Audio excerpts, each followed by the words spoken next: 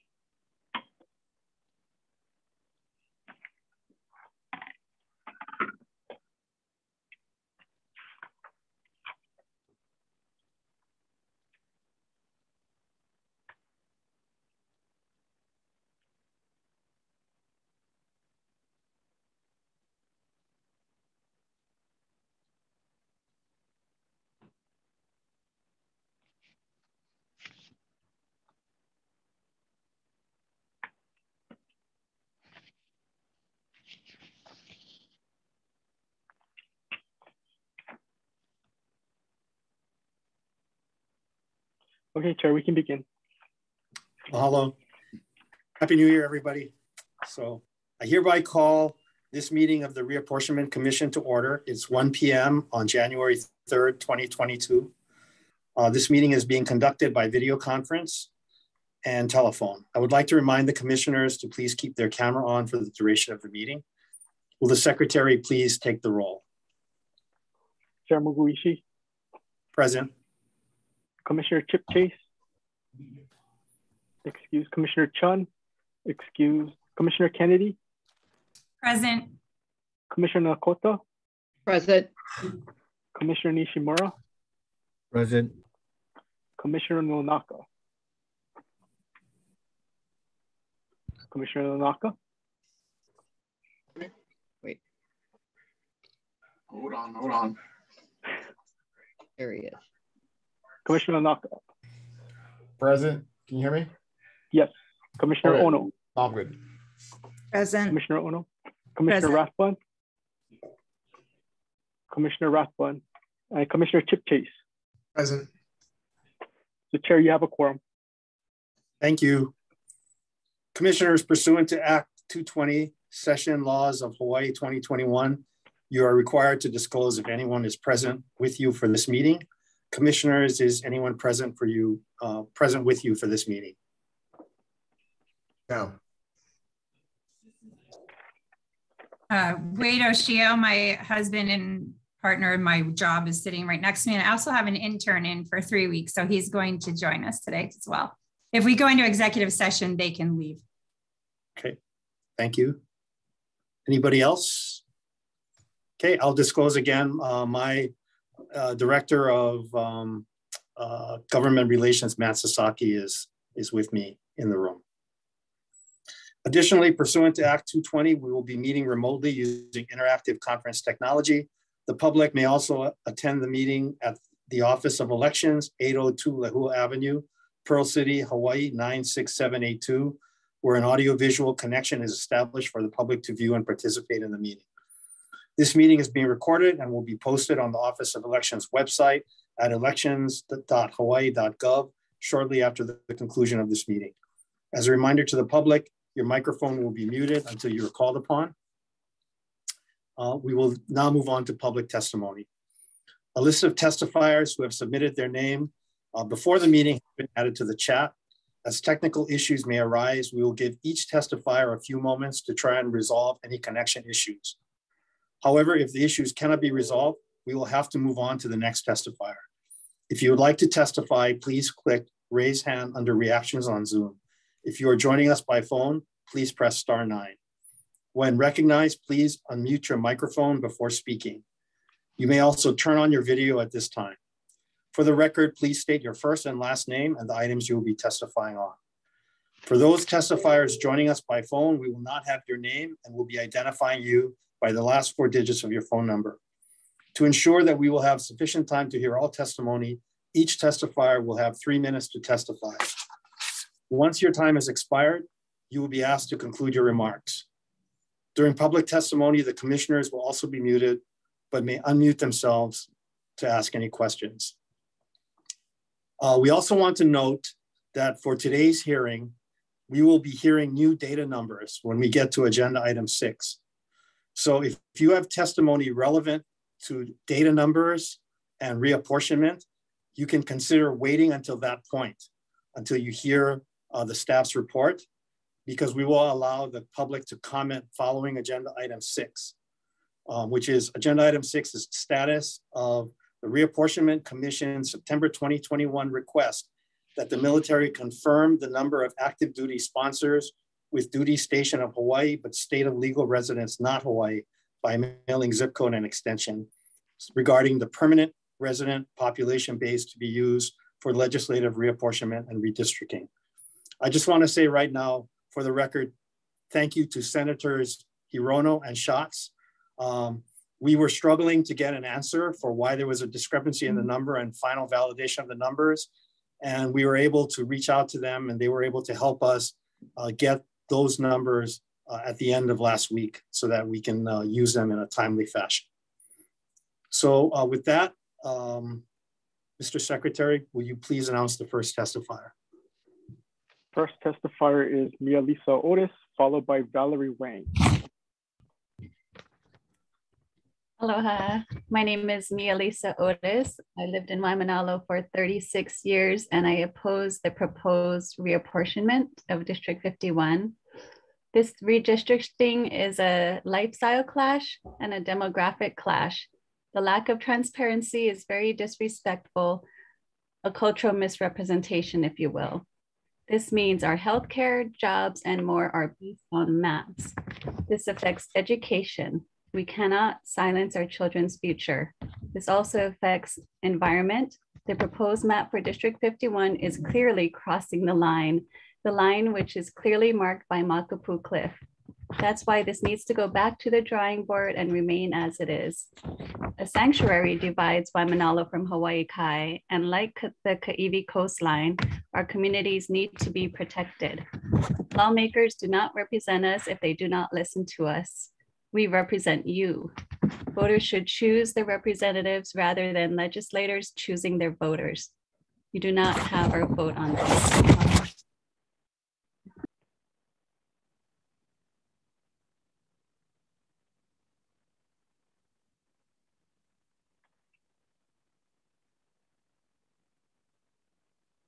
Sorry, is she muted? I think she might be done. Are you done? Okay. Yeah, I know. It's like, is she frozen? Okay, thank you. Next testifier is Valerie Wang, followed by Kimiona Kane. Great. Thanks so much. First, Happy New Year to everyone. And second, many thanks to the committee for spending tireless hours throughout the holidays on the redistricting maps. During the December 22nd meeting, a lot of concerns were raised on the final proposed redistricting maps that were released earlier in the week. The main concerns were splitting neighborhoods and communities between multiple representatives, combining other neighborhoods who should be represented by different individuals, and finally, a lack of transparency into how each district was created. I'm a resident of District 25, which under the proposed final redistricting map is unrecognizable. Almost 60% of the district has changed. I understand the challenge of a growing West Side population means significant change to the districts in town and east of town. I also understand that oftentimes one small change to one district will have a ripple effect on many other districts. I wanted to make a small recommendation to districts 22 and 25, which would be solely contained within these two districts and not impact any other district. There's a small part of District 25 in the proposed final map, which resides south of the H1. This represents 1,033 residents. This population is the only population south of the H1, a natural geographic barrier. It is also part of the McKinley High School District, when the majority of District 25 feeds into Roosevelt. If we were to move this population from District 25 to District 22, we would address both of these concerns and also align the populations of District 25 and District 22 to the ideal population size of 27,026.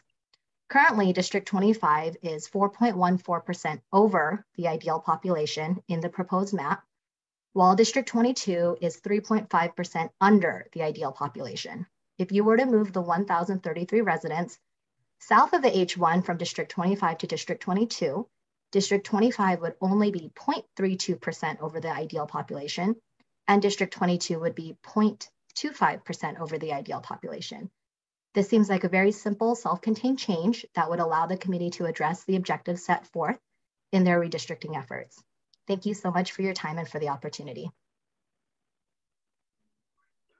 Okay, Chair, before we begin, I would like to recognize Commissioner Rathbun as joining the meeting.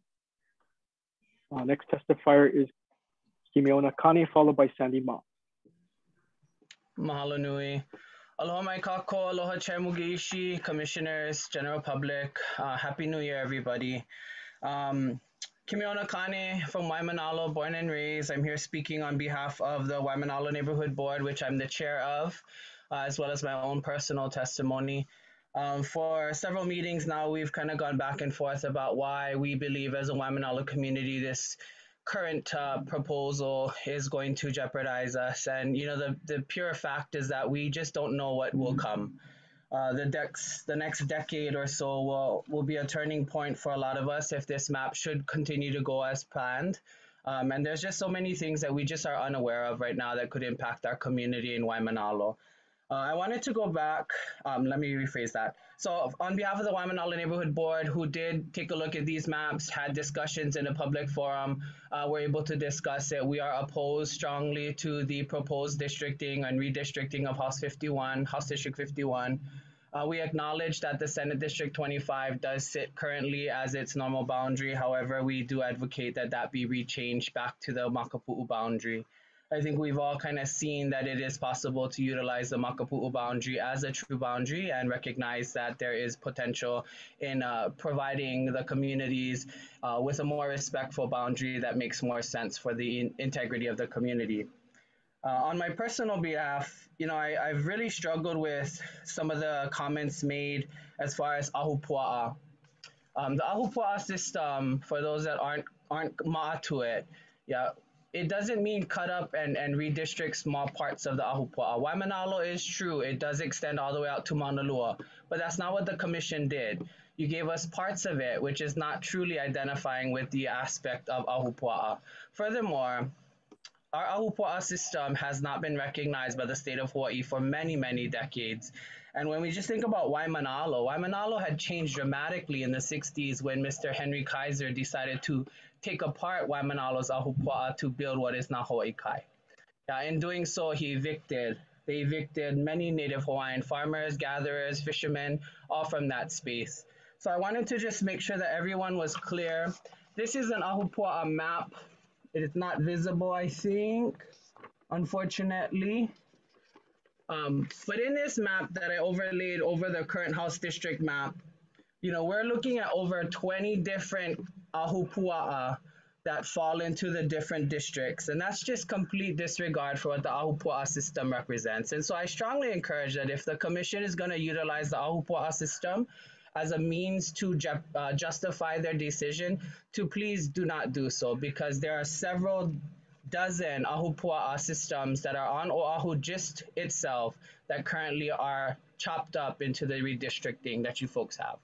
Mahalo nui for your time.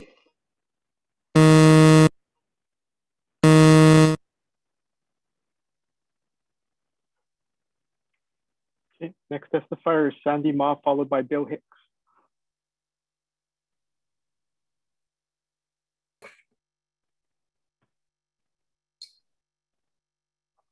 Good afternoon, commissioners.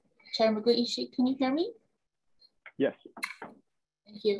My name is Sandy Ma, and I'm with Common Cause Hawaii, a nonpartisan, nonprofit grassroots organization dedicated to upholding the core values of our representative democracy and ensuring a fair, transparent, and accountable reapportionment and redistricting process. Again, Common Cause Hawaii states that we understand the task entrusted to the Commission is an enormous one, mapping Hawaii's electoral future for the next 10 years. Common Cause unfortunately disputes the validity of the December 18th draft final maps prepared by the technical group. The technical group has advanced several reasons alleging why these maps are the best maps that may be created. Precedent in senatorial districts, ahupua'a system from Waimanalo extending to Port Law, growth on the west side of Oahu, and other reasons. However, these reasons have been refuted by the affected communities of interest, specifically by Mr. Kane just now and by Mr. Bill Hicks in several of his written testimony and oral testimony, which he will present after me. The technical group's reasons have been shown to be false and invalid. Better, fairer maps, taking into account community testimonies, may be drawn and have been drawn by Mr. Hicks and other community members and have been presented to the technical group and to this commission. They resolve public concerns of Windward Oahu, East Oahu, and Mililani areas and growth on the west side of Oahu. Still, the technical group refuses to acknowledge that there are better and fairer ways to draw our electoral maps and insist on maps to ensure that incumbents do not have to run against one another for their easy re-election, as reported by Kevin Dayton in the Honolulu Civil Beat on December 22nd. The technical group and the December 18th maps dishonor the public who have testified before you and fail to give consideration to concerns raised by the public. Your job is to listen to the people when drawing maps and not bow to political pressure. This is not how our democracy works. You have in essence become a reapportionment commission to preserve incumbents. You are violating the Hawaii State Constitution by favoring a person or a faction, and you may also be violating Section 2 of the Voting Rights Act. You're strongly encouraged to consult with your AG in drawing these maps. The commission's undertaking is a grave one, and you have the ability to restore some modicum of faith and public confidence in our electoral system for the next decade. Please act in the public interest and not favor of special political interests. We ask you to act for the public benefit and for our democracy and not to undermine it. So Common Cause Hawaii strongly urges you to reject the December 18th maps. It's not reflective of public testimony. It's unduly influenced by political considerations, and it's fraught with legal violations. Thank you. Okay, next testifier is Bill Hicks, followed by Roberta Mayer.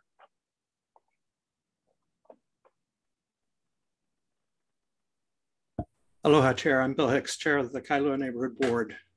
I realize it is a big ask for any commissioner to reject the technical committee's plan at this late stage, especially when 4 of the 9 commissioners constitute the technical committee and the remaining 5 commissioners have not been given much opportunity to understand the thought process of the technical committee. The final plans have problems, including not reducing population deviation, Mililani area representation, and especially not using Makapu'u Point as a natural boundary. House District 51 is the poster child for not following the constitutional criteria and is especially grievous because it would unnecessarily create a new harm. It would split communities, join dissimilar communities, dilute the voices of Hawaii Kai, Waimanalo, and Kailua, reduce the Hawaiian percentage of the district, ignore using Makapu'u Point as the obvious geographic boundary feature separating East Honolulu and Windward Oahu, make the district less compact, less contiguous, cause more submergence within different socioeconomic interests, ignore the Hawaii Revised Statutes criteria that legislative districts shall be wholly included within congressional districts. It creates all of this new harm without any compelling reason. The population numbers don't compel it. There would be no cascading impact up the windward coast beyond Chinaman's Hat. It would be wholly contained within 1 Senate district for synergy. Unlike 24 other Oahu districts in the final plan that cross multiple Senate districts. In fact, as many as 4 Senate districts and 4 of the House districts do that. But by the way, not once has an explanation been offered to the full commission or to the public as to why so many House districts cross into multiple Senate districts. I earnestly hope that all commissioners will take the time to understand the simple way to fix this. It was for this reason that in the very limited time available between the final plan being posted and the last meeting, I submitted improvements to the final technical committee plan using Makapu'u Point as the House district boundary.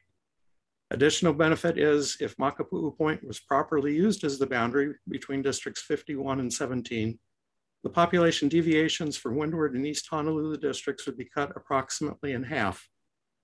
Any decision to use the technical committee's final plan for Windward, Oahu, and East Honolulu would make no sense. Reasonable people would strongly question why. Why was it written this way in the first place, and why wasn't it corrected? Especially as there's no rational explanation that holds water in accordance with the constitutional criteria. Mahalo. Thanks. Commissioner Kennedy, you have your hand up. Yeah, I have accumulated questions from many of the boards and people that I have had the pleasure to meet with. So I had some questions for Bill that he may have answered several, but let me, so is this an appropriate time I can ask him questions? And then when I have questions of the technical committee, I wait until item 7 on the agenda. Let's just get the protocol out of the way. Is that? I mean, if you have a question for, based on the testimony of Mr. Hicks, this would be the right time, I think, to do it. I think for all the other discussion, as I encouraged earlier, we should wait because we have new data that's going to change a lot of this. Okay, so I just had a quick question about the House districts crossing too many Senate districts. What is the basis for that comment? That's for Bill. You have to unmute him probably, yeah. There you go. Okay, thank you. Yeah, it's one of the constitutional criteria. The Hawaii State Constitution, Article 4, Section 6 says where practicable, representative districts shall be wholly included within senatorial districts. And on Oahu, the technical committee's final plan has 4 House districts that straddle 4 Senate districts. That's 4 cases where a single representative has to coordinate with 4 senators to represent the House district. And then there are another 7 House districts on Oahu that straddle 3 Senate districts. So in 11 of the 35, you've got 3 or 4 Senate districts within a single House district. And then put it, reverse that, look at it from the Senate side, because we do know that synergy between elected representatives and elected senators is important. You know, how would you like to be elected as senator for Senate District 15? That senator would have to coordinate with 7 different representatives to achieve synergy, because that Senate district crosses the lines of 7 different House districts. I don't know if every commissioner is even aware of this. You could, you know, not be Oahu centric. You could look at Maui County, where there are 3 Senate districts and 6 House districts, where it'd be relatively simpler to align 2 House districts with each Senate district, but that wasn't done in the October plan. It wasn't done in the final plan. It is a constitutional requirement. Not once has an explanation been offered to the full commission or to the public as to why this constitutional provision has been disregarded. All right, does thanks. that answer the question? Yeah, did I answer your question? Yes. Yeah. Okay. Yeah. Anything else? No, I think that's it. Thank you. Okay, thanks. Okay. Next testifier is Roberta Mayer, followed by Mary Smart.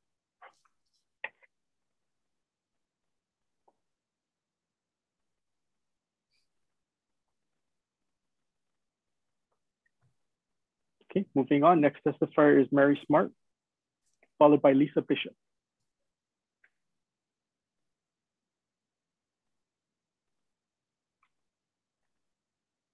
Hi, I'm Mary Smart. I've been a Mililani Town homeowner since 1982. And just like everyone else who's been giving testimony, you know, I want to see my community held together. And one of the unique things with Mililani Town is it's the perfect size for a district. I'm going to commend not only Bill Hicks, but also the other woman who made specific suggestions on how things could be moved around. I regret I didn't learn how to manipulate the program, but I do appreciate what Bill Hicks did, because he showed it was possible to keep Mililani Town together. Now, by splitting Mililani Town, you know, it could be wonderful for us. We could have 3 representatives that live, you know, within blocks of each other, and that would be great representation. However, all the other communities would be not represented. Now, in the worst case, Mililani Town could have no representatives living within our community. And that is really a failure of us to have representative government. So I really hope that you look at bringing Mililani Town together. And I'm one of those people affected by being joined to the North Shore. And as I drive up that way, I can see Pearl Harbor. I can't see the North Shore. And one of the things that makes us not contiguous is there's the Mililani Town Golf Course, there's Wheeler Army Airfield, there's Schofield Barracks. Those really block the distance between Mililani Town residents and the Mokulele, Wailua communities. So in my opinion, we're not contiguous. Mililani Town, the whole community is managed by Mililani Town Association. We have our planned community. We have the same issues, the same problems. You know, we should be kept together. And I'm a member of the neighborhood board. Everybody who spoke from the neighborhood board objected to the technical committee's plans for different reasons. But I would just implore you to do what you did for other neighborhoods, put Mililani Town together. The deviation numbers are much better, and Bill Hicks' plans have brought Mililani Town together. I just appreciate, I'm hoping that you listen to us this time and resolve all the issues being presented. Thank you very much. Aloha, Happy New Year. Okay, next testifier is Lisa Bishop, followed by Robert Fox. Good afternoon, Chair and Reapportionment Commission members. I'm Lisa Bishop. I'm a resident of Oahu. Mahalo for the opportunity to testify today. I reiterate my opposition to the Technical Committee's 18 December final plans for the Oahu House and Senate districts and strongly support the Hicks plan submitted on 21 December in response to the final plans. Here are some of my observations about this process. Political concerns have taken precedence over Article 4, Section 6 of the Hawaii Constitution and the best interests of Oahu residents. The Commission's Technical Committee ignored the findings and recommendations of the Oahu Advisory Council. The Technical Committee dismisses and openly disrespects the testimony and resolutions opposing its plans from 11 Oahu neighborhood boards representing over 300,000 Oahu residents. And by the way, Oahu neighborhood board meetings are very well attended by significantly more than 10 residents on a regular basis. The Technical Committee falsely asserts that using Ka'ena Point as the starting point instead of Ka'ena and Makapu points is the only way to reapportion Oahu. The Technical Committee falsely asserts that incorporating provisions of the Hicks plans to use both Ka'ena and Makapu points into their final draft will be too much work because it would cause significant disruption of the Technical Committee's plans for all of Oahu. The Technical Committee asserts that it knows what's best for the Native Hawaiian community and Waimanalo, despite opposing testimony from the Waimanalo Neighborhood Board. The Technical Committee asserts that the Kailua, Waimanalo, and Hawaii Kai communities will eventually realize that the Reapportionment Commission knows what's best for us, despite our extensive written and oral testimony to the contrary. Because of our strong opposition to the Technical Committee's usage of only Ka'ena Point instead of both Makapu and Ka'ena points as traditional and natural geographic boundaries, Kailua, Waimanalo, and Hawaii Kai are being openly and needlessly punished by the Technical Committee for our opposition to their vision for our communities. The Technical Committee does not answer questions from other commissioners or the public on their decision-making process. Please have the courage to acknowledge the serious and merited public opposition to the Technical Committee's 18 December final Oahu plans and fully incorporate the Hicks Oahu plans into an updated plan. Mahalo for the opportunity to testify. Okay, next testifier is Robert Fox, followed by Kapua Maderos. Hello, thank you, commissioners. I'm going to take a different tack on this thing. I think you've all heard testimony from a lot of residents regarding how we think that the Bill Hicks plan is better. Number one, the deviation in population is significantly less, which is part of your purpose in mind in redrawing district lines. Also, his plan would not have the disconnect between senatorial and House seats. And that's really important also. So you've got like 5 different directives, and you violated at least 4 of them. And I have to ask myself why. And then I take a look at who your members are. And so I'm going to be really, really direct here. Okay, this has been a partisan boondoggle right from the beginning. From the day one, when Dylan Nanaka refused to use parliamentary rules and even the selecting of the chair. Now, if nobody wants to tell the truth about this stuff, I get it. I understand that Kevin Rathbun has a problem with the representative of District 41. I understand that, but that's not what the law says we're supposed to do here. We're supposed to have equal representation. We're supposed to keep geographical boundaries. We're supposed to have contiguous sections. And we're supposed to do what's best for the people of Oahu and Maui and all other counties. So here's the issue here. You guys are violating the law. Your technical committee was a purely politically appointed group of sycophants. Sorry, you don't deserve representative anymore. You have proven who you are. Now, here's the question. Do you get away with it? Sure. For right now, you'll get away with it real easily. But what you're not understanding is it's a new age. Everybody knows everything. The internet is widely used. Everybody gets to share this information, and I can assure you that it will come back to haunt you. Also, you've got me. And here I am, old, gay, single, no children, and rich as Croesus. And I can afford to sue any one of you, or all of you combined. And I have no other reason to use my wealth except to keep you people honest. So I suggest you go back to this drawing board and you take the suggestion of one of our best neighborhood associates, and that's Bill Hicks, and get yourself out of this mess before you'll be seeing a federal court in 3 years trying to justify your illegal behavior. Thank you for your time. Next testifier is Kapua Maderos, followed by Bart Dean.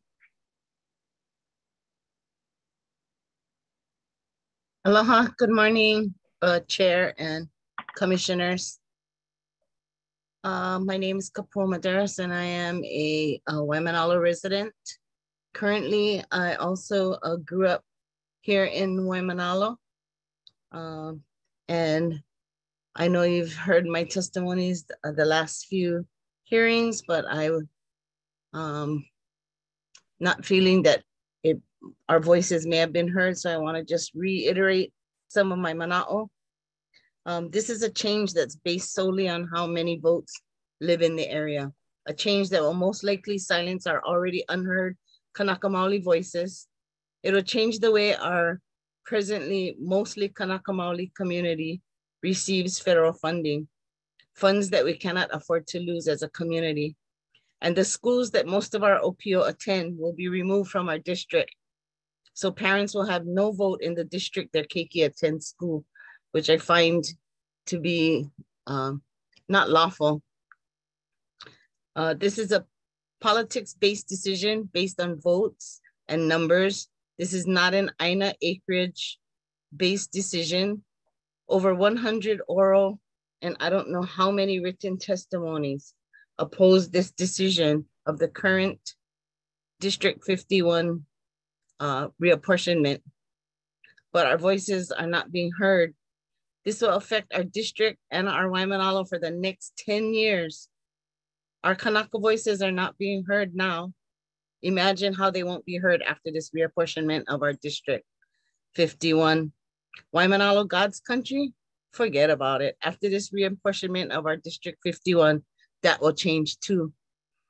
As a Waimanalo board member and very active committee member, committee chair, and committee participant, I have been attending so many different meetings over the last few weeks regarding this reapportionment, where our community members have again and again opposed the current redistricting of District 51. We want to keep our Makapu'u border. We are not Port Locke. Port Locke is not Waimanalo. We have totally different concerns and issues within our communities. And we do not want to silence our Kanaka Maoli voices, and we do not want to lose the federal funding that helps our healthcare, our schools, our children who need extra funding within our school programs. We don't want to lose all of those things because a line was drawn in the sand that changed everything for the way we live our lives. So please, thank you for hearing our voices, and please show us that you've heard our voices. And I thank you all for all of your hard work. Happy New Year. Hau'oli makahiki ho. Ke aloha nui a oko pakahiapo. Aloha. Mahalo. Okay, next testifier is Bart Dean, followed by Laura Safransky. Okay. Aloha. Let me turn my camera around. I'm really here, just so you know, I'm really here. But I'm going to try to use my tech to give my presentation with accompanying slides. So there I am again. I'm smiling there, which is unusual for me when we're dealing with this subject. That's also my email address for those who want to get in touch with me. I also am the admin on a Facebook group that is dedicated to studying reapportionment. You can see there we have 55 members, and we have many more who come in order to learn about reapportionment, find out data, present their ideas, and discuss them openly and freely with others. So that's a useful resource. Anyone who's interested in reapportionment in Hawaii should come. It's wide open. I am pleased to see in the meeting materials that there's going to be a presentation on how to extract the military population, how to determine who's a resident, who's a non-resident, and what impact that's going to have on redistricting. Unfortunately, I think we have the same problem where major information is presented and members of the community are not allowed to testify in response to that new information. But I look forward to this presentation and I see a glimmer of optimism, or I have a glimmer of optimism after seeing how this is laid out. I just want to know how members of the public can give active feedback. I remain appalled, I think is the right word, at the Makapu'u wraparound district. I went back and reviewed the presentations by Royce Jones on what criteria to use for redistricting. And the only example he provided, you guys, on how not to draw a district was not to use the gerrymander map from the early 19th century. And yet that's almost exactly what you did with the Makapu'u wraparound. So I'm hoping you're not going to be stubborn. You're not going to hold on to it. I have not heard a good explanation for why that is necessary when others have shown that it doesn't have to happen. But he also said that when you see a district, the lines don't seem to make sense. That probably is a suggestion that maybe there's a hidden agenda behind the people drawing the maps. So he urged people not to do that if they wanted to have their maps hold up in court. House District 25 was alluded to. Valerie Wang gave good testimony on. I'm providing some graphics here. There's that area south of the freeway. There's no logical reason by normal objective standards for redistricting why that is attached. It's my understanding that the incumbent lives in this block here. And so how is this map not being drawn? It throws off the balanced population. That section should be in House District 22, which is below the freeway. And the only explanation I have is the realpolitik one. They're protecting an incumbent in violation of the law. So let's see. I'm sorry, I don't have that slide available. Okay, here are what's happened if that district or that section is shifted into House District 22. Before, we have a great imbalance in the population between House District 22 and 25. Afterwards, the populations are almost at the ideal target population. So can we get an explanation as to why the redistricting criteria were ignored in drawing that map and why this is not an egregious violation of using the law and redistricting in order to benefit and favor one person? Finally, again, those who want to go back and want to discuss this and testimony of other people and share their ideas should go to the Hawaii Reapportionment Study Group. It's wide open. We allow and encourage free discussion there and sharing of information. I was hoping the reapportionment process would also be open and transparent and allow the sharing of ideas and exchange of ideas between commissioners and members, but that has not been the case this time around. I'm hoping this afternoon session will show that I was a little bit too pessimistic and that you guys are finding your way back to solid ground. Thank you. I'm open for questions. Okay, next testifier is Laura Safransky, followed by Patricia Molina.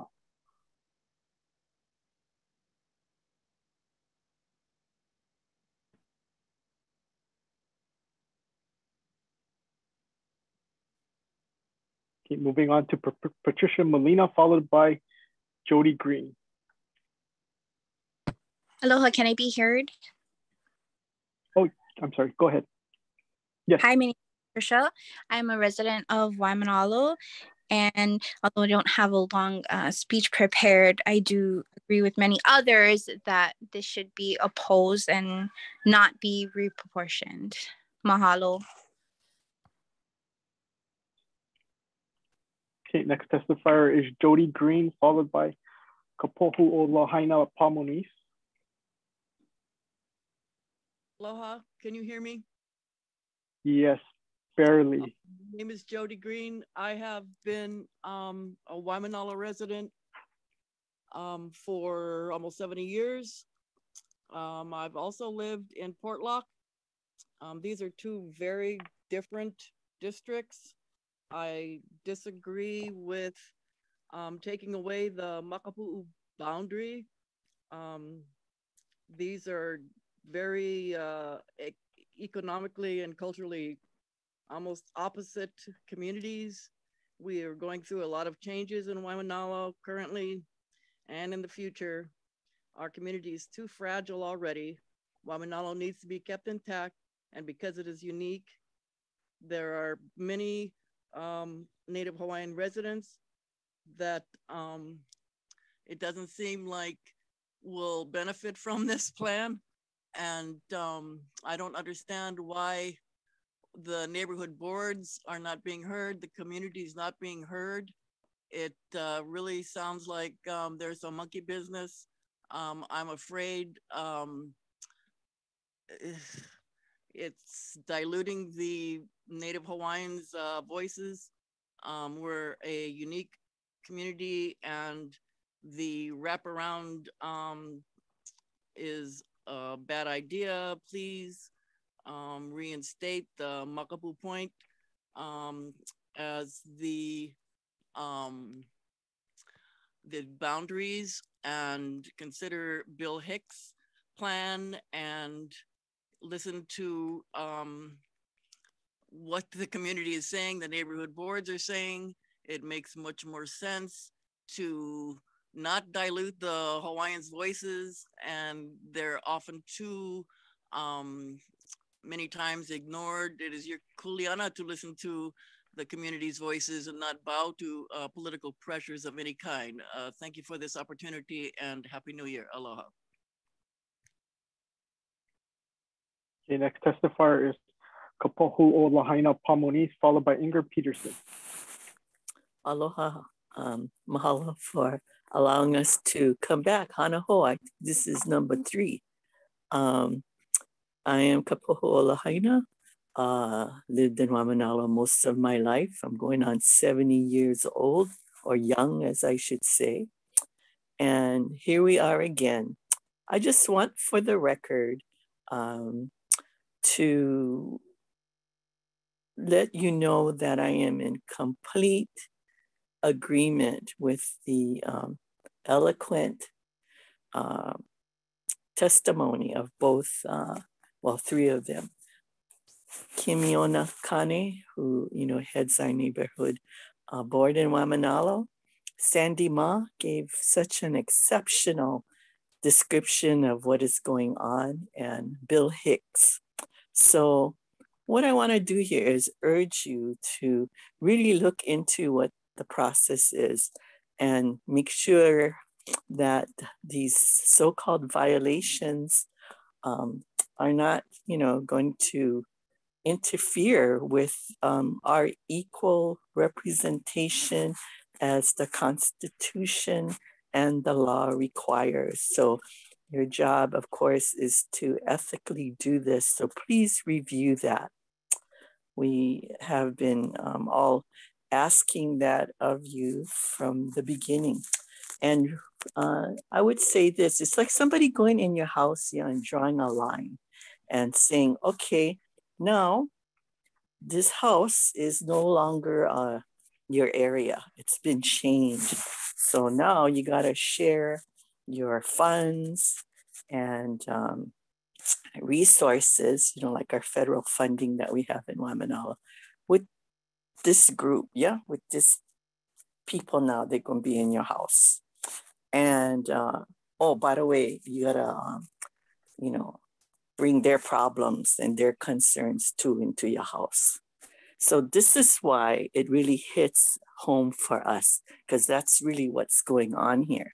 And we have unique situations in every district. So please take a look at that and kind of put yourself in our shoes, because I know many of you that are on the committee are from different places. So maybe that you can take that to heart. So mahalo, and may God bless you and lead you in pono decisions, and have a good, healthy, safe New Year. Aloha, mahalo. Okay, next testifier is Ingrid Peterson, followed by iPhone.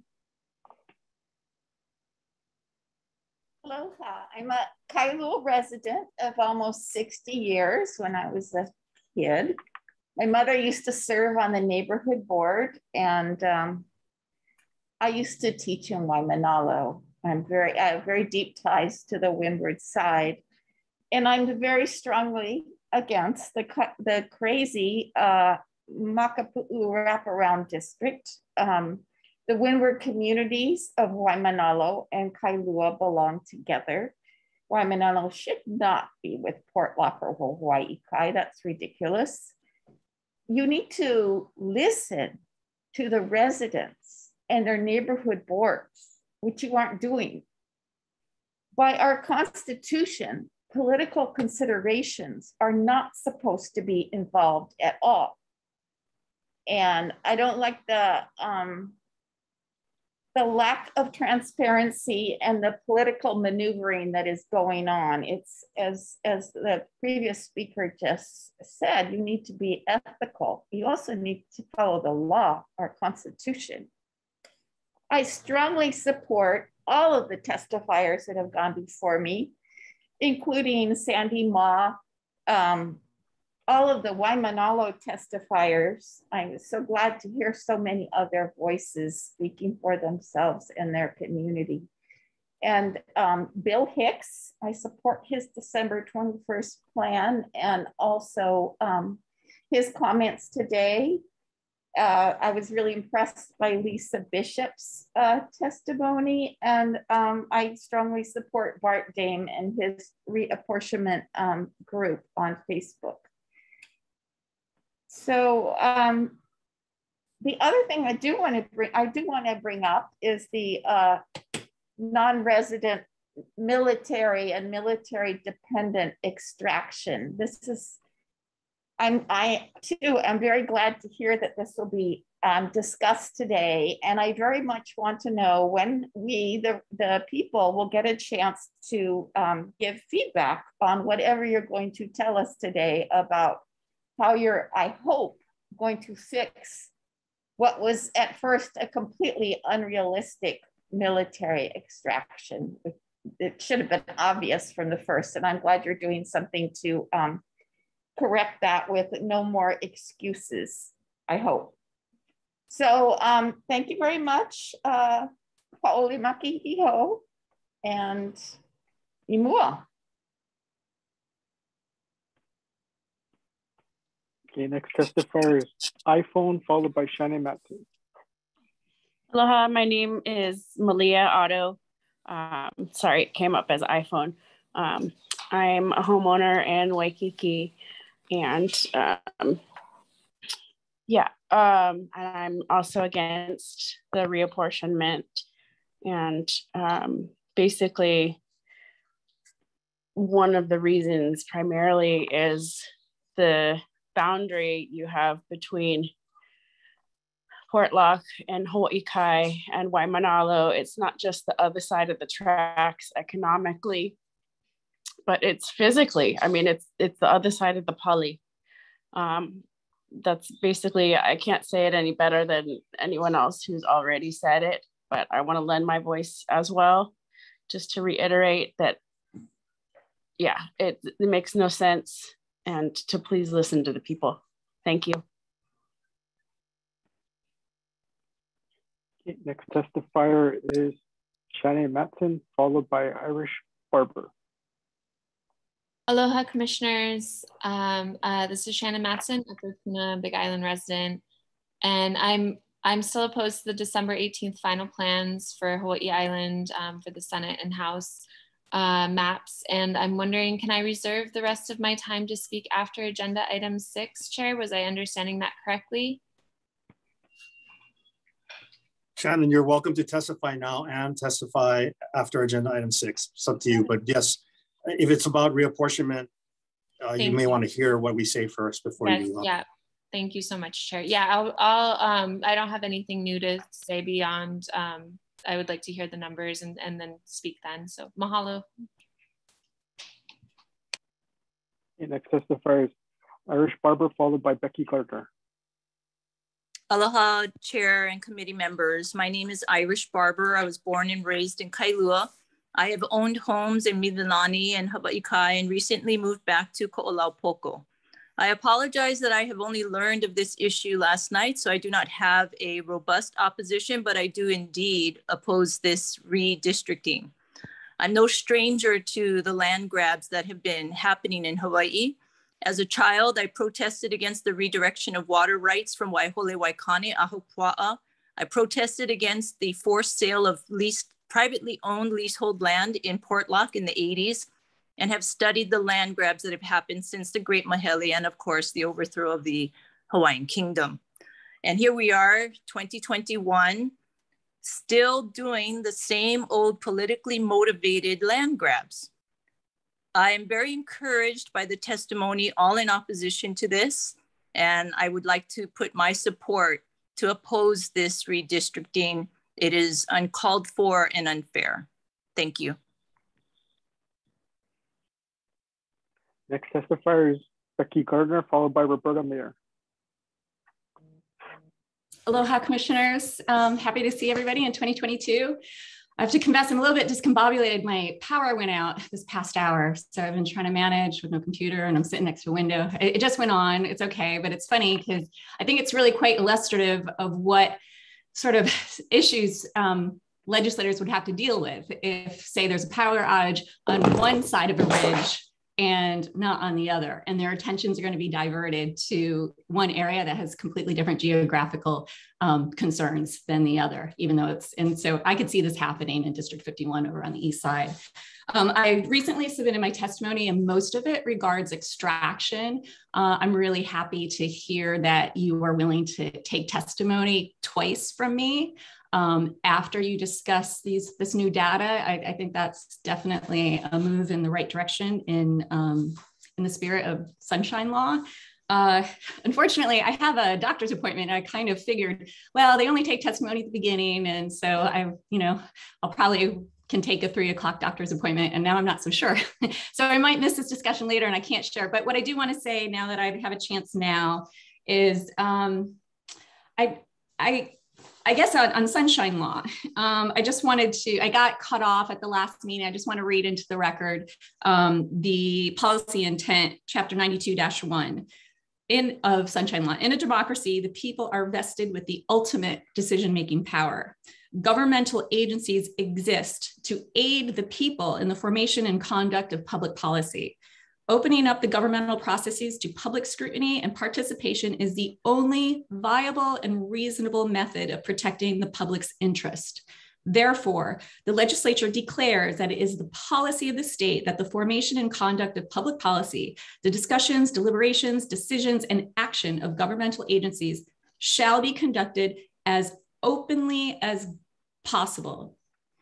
So that is the intent. I'd like to talk more about extraction, but I'm hopeful that this new data is going to give you better information to move forward. What I would advise this commission to do, if I don't have a chance to talk later, is go ahead with a Plan C maps with the data that you have. You didn't have great data initially, but you made maps based on that. I don't see any reason why you couldn't do that now to prep to have a Plan C, C for constitutional. And I don't know, I got more to say, but I can't really squeeze it into 25 more seconds, and I don't want to get the buzzer. So maybe I'll see you later, and happy 2022. Aloha. Okay, next testifier is Roberta Mayer, followed by Bronson Azama. Hello, can you hear me? Yes. Aloha, commissioners. My name is Roberta Mayer, and I am president of the Hawaii Kai Neighborhood Board. I represent the interests of the Hawaii Kai community, which is strongly opposed to the proposed maps submitted by the technical group. The proposed maps ignore the reapportionment guidelines enumerated in the Hawaii Revised Statutes, Chapter 25, 2B, 3-6. Many districts in the proposed maps are not compact. The proposed maps fail to include Makapu'u Point as the boundary line, a permanent, clear geographical feature that has long been a traditional Oahu boundary. It was the previous boundary line for the Senate districts. It is the current boundary line for the House districts, and remains the boundary line for the congressional districts and the Oahu County. Instead of trying to reestablish Makapu'u Point as the boundary for House District 51 to conform to Senate District 25, it's time to reestablish Makapu'u Point as the boundary line for Senate Districts 25 and 9. The proposed maps do not wholly include House District 51 and Senate District 25 within a congressional district. They straddle congressional districts 1 and 2. The proposed maps will submerge the Waimanalo area into a larger district where substantially different socioeconomic interests may predominate. The Commission has asserted that fixing one district will have a cascading effect on districts. We acknowledge this, and thus the maps submitted by Bill Hicks address all of the Oahu districts, not just the Windward districts and East Honolulu. The Hicks maps for both the House and Senate districts significantly lower the population deviation in the districts while keeping more communities intact. The Commission has asserted that the Hicks maps have too many iterations so as to be confusing. In fact, unlike the technical group, Bill Hicks has worked with various communities to make revisions. The communities are seeking to keep their communities intact. The Hicks maps reflect a responsiveness to community input, which the technical group and commission have failed to demonstrate. Of the several maps submitted by community members, all of them maintain Makapu'u Point as well as Ka'ena Point as natural fixed boundaries for Oahu. Bill Hicks has even taken the latest technical group's map and modified the final plan to fix District 51 by adjusting just 5 districts in Windward Oahu and 8 districts in East Oahu. Again, I urge the Commission to redraw the maps, retaining Makapu'u Point as a natural geographic boundary for House District 17 and 51, and reestablishing Makapu'u Point as the natural geographic boundary for Senate Districts 9 and 25. Mahalo for your consideration. Next testifier is Bronson Ozama, followed by Wildman. Aloha mai kako. Sorry, I'm calling on my phone. My computer's been down. But just calling in regards to opposition to the current plan as it stands, especially when it comes to District 51. I'm actually a resident of District 49 currently, but I'm going to be in 48 as I believe my boundary is going to be incorporated into District 48 where I live on Kauipa, which is totally fine by me. But when it comes to District 51, I really oppose moving the boundary all the way into Hawaii Kai as the Waimanalo community has articulated in the past. And just like supporting that community. I really don't like the dialogue that's happening outside in the community amongst our legislators, 2 members of our community, because some of the representatives that are within our districts are telling us how it benefits that community, but the community is opposed to it. And it's kind of like a big question into what interest do they have to tell us how to feel about another district boundary changing. That dialogue should be amongst just that community. So that's kind of the reason I'm coming out in support of the Waimanalo community's opposition towards the plan as it currently stands. Just on the understanding that there's just a lot of strange dialogue that I think a lot of people have been bringing into question and kind of on top of all of this strange redistricting. But that's all I'd like to say is just that I oppose the plan as it currently stands. And yeah, mahalo nui, happy new year to everybody, and ke aloha nui. Okay, next testifier is Bauman, followed by Nikki Lando.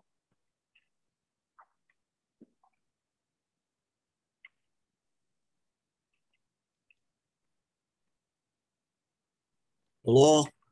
Yes, aloha there, Mr. Nago, and to everyone else that's out there tonight. I do want to make one statement on this. I've been listening to this whole thing since this morning, and I oppose the reappointment for the District 51 for Waimanalo.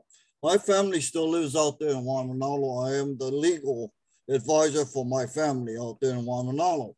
And they also oppose for the same thing. On this one here, I take into consideration, you people have not even taken into consideration. All of you people have not even stopped to even think about what is happening. Let me tell you what's happening here. When you get a district like Hawaii Kai, you try to compose it together as one with Waimanalo. Now you have a problem. What the problem is, you separate those two and you make it separate. It has to be separate because it's always been separate. But when you put it together as one, you now have what is called a district conflict. And that district conflict is Hawaiian Homes is in Waimanalo. Hawaii Kai is not Hawaiian Homes. It becomes a racial discrimination between the two entities of public awareness. People need to be aware of that. Is that Waimanalo is a community made up of Hawaiian homes. Hawaii Kai is not. You have to separate those two and keep them separated because Hawaii Kai is made up of 80% Caucasian. Waimanalo is basically Hawaiian homesteads for Hawaiians. You do not kind of combine both of these entities together, especially when it comes to conflict between local and non-locals. And this is where the problem is, where you guys did not stop to think about that. Mr. Nago, you're going to need to think about that really big. Because if it does, it comes down to that, it becomes a racial discrimination between the locals and the non-locals. So please think about it. Thank you very much, everybody. Happy New Year. God bless. Next testifier is Nikki Landa, followed by Kukama Kamata.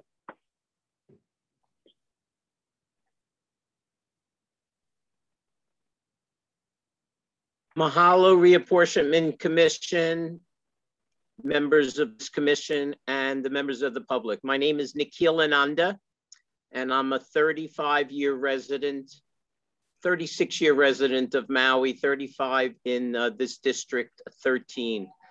I've testified a number of times reminding this commission that when I first moved to this district, we were represented by an individual who lived on Kauai. Now for the last two periods, this district has been tied together, the East Maui, Hana, Puelo, Haiku, Paia, with Molokai and Lanai, three of the most remote areas in this state. It makes it easy. Of course, it would be extra work for this commission to really look at how Maui County could be divided equitably. It would take extra work. And yes, you would then have people on Lanai connected with Maui, 2 islands. You would have people on Molokai connected with Maui, 2 islands. And possibly the North Shore could be one contiguous district. And in the research that I did, of course, what comes up, as this commission has mentioned, you move one little piece and then you have to move something else. So it wouldn't be just the 13th district that I spoke about, but all 6 districts in Maui County. And one thing that this commission has done and over the years has done is that each senatorial district, there's 3, has 2 House districts. So again, it would take extra work to be able to maintain that. But it's still reprehensible that these 3 remote areas of the state are just boxed together. And listening to most of the testimony here has been about Oahu and how communities don't want to be divided, and that this commission seems not to be paying attention to that. Of course, it's not easy, but one thing that was pointed out both in the media and here in public testimony, it seems that there's a movement within this commission to protect elected officials. And as people who have testified before me have stated, this is unconstitutional. So the report from December 18th at this late date, I don't expect this commission to do anything about it, but I want it on record that is just patently unfair to stick these 3 remote islands of the state, bunch them together in one district. Thank you again for your testimony. Again, this is Nick Kilananda, resident of Fuelo, and Haoli Maki.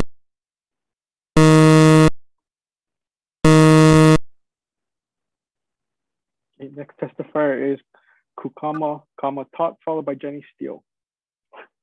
Hi, aloha mai kako. Kukana here. Kukana Kamatot from beautiful Waimanalo. I'm a lifelong resident of Waimanalo. I also ran for office for the House of Representatives for District 51, representing portions of Kailo and the entirety of Waimanalo. I ran as a Republican. It is in all honesty that I share that it would probably be beneficial for me if I chose to run again as a Republican for this new way that you folks are going about, the new district reappropriation, okay? But for me, the most important thing here is to understand that it's always about the people. It's always about the people, okay? Through this reappropriation, this is a American continental concept, okay? I understand that in the federal vise of everything, this is kind of the way things are done. But here in Hawaii, it does not suit how we function here. And this is why, okay? First of all, we need to consider the way people utilize these areas and how they traverse through them. For us here in Waimanalo, okay, set aside from what Uncle Mel said about the homestead, right? The second largest homestead on the island of Oahu. We also utilize Kailo High School as our high school for our district. With this reappropriation, it would take out that resource and consideration. So now we would have to work with 2 different areas to consider that for our children, okay? Different complexes too. Another thing that I have to share is the functioning of resources, okay? Because we traverse district-wise that way, right? Kailua way.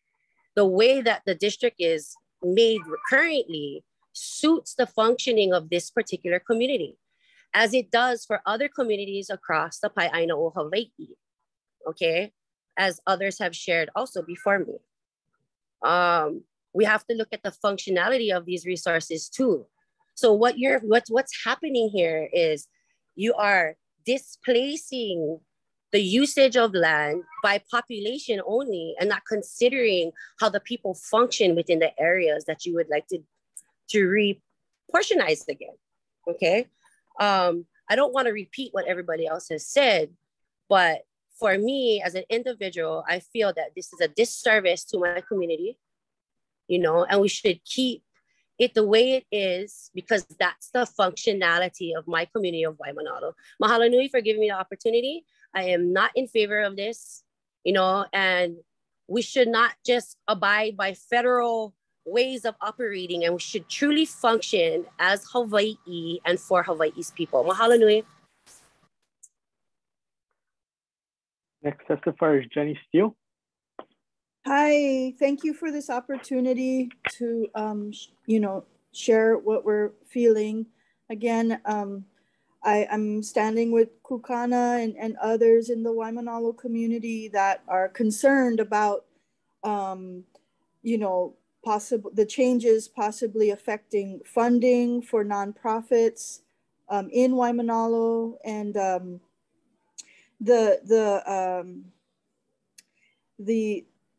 the misunderstandings that might come, from people from possibly Portlock coming in. I know Waimanalo is such a unique place, and we want it to thrive, and there's just a lot of concern that this reapportionment will take and not, help the community to thrive. So I just wanted to share that. Thank you for this opportunity. Chair, there are no further testifiers. Mahalo, everyone, for contributing your testimony today. I do see 2 hands, though. Okay, go ahead. Okay, 1 second. Next testifier is Larry Beret, followed by Louisa Chiave. Yes, aloha, Chair Miguchi and commissioners. I'm Larry Beret. I'm chair of the Pearl City Neighborhood Board, and we are in opposition to the proposed final Senate district maps related to Pearl City. I'm representing our residents and our businesses in Pearl City. On November 23rd, 2021, the Pearl City Neighborhood Board unanimously passed a resolution in opposition to the original proposed commission district boundary changes for Pearl City. I provided testimony to the commission on a December 9th hearing and voicing our concerns with both Senate and House district boundaries. Although we now agree with the latest changes your commission made for the House district boundaries, going from 4 districts to 2. As chair of the Pearl City, with the latest changes your commission for the Senate is what we oppose, because now we're going from 2 to 4 districts. As chair of the Pearl City Neighborhood Board, I'm requesting your consideration in addressing the following board concerns, and let's work towards court compromise, okay? We're in opposition to the proposed extension of Senate District 15. It went 2.5 miles from the stadium all the way to Leeward Community College, absorbing 3 residential areas, 3 shopping centers, 2 parks, 3 industrial areas, 3 train stations, and then you know, that's a major area. When if the reasoning was that District 15 was going to take care of the military, then they could have used the bike trail, and that would have worked okay. But right now, our compromise is we want to retain the current Senate District 16 boundary for the area opposition, and then the other thing we're in opposition of, if we go to the west side of Pearl City, we're opposed to District 17 extended east over Waimano Home Road into Momilani. It's a zigzag area, goes right over the Waimano Home Road area. And compromises, let's keep that boundary straight right on Waimano Home Road and separating District 16, 17. And then lastly, we're opposed to District 17 from Mililani, coming all the way down to the H1, H2 merge, taking a big chunk that we had planned for with those residential areas being managed by our Senate district with District 17. I most strongly request you accept our neighborhood board input to the state redistricting plans and not carve up Pearl City into 4 districts, forcing the communities of Central and Leeward Oahu into new political areas that make no sense. Thank you. Mahalo. Next testifier is Louisa Chiave.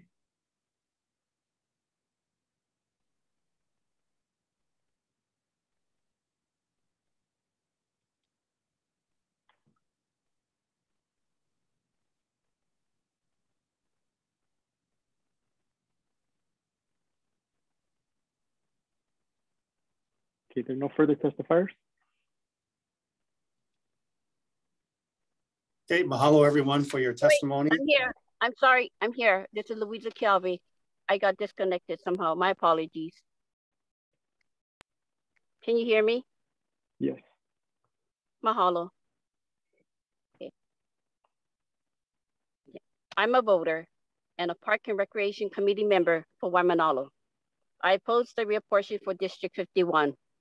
For 1, it's not applicable. For 2, it's not purpose. And for 3, this is a violation to our Ahupua rights. So joining for Hawaii Kai Waimanalo will be a disaster that you're not looking or considering. Mahalo.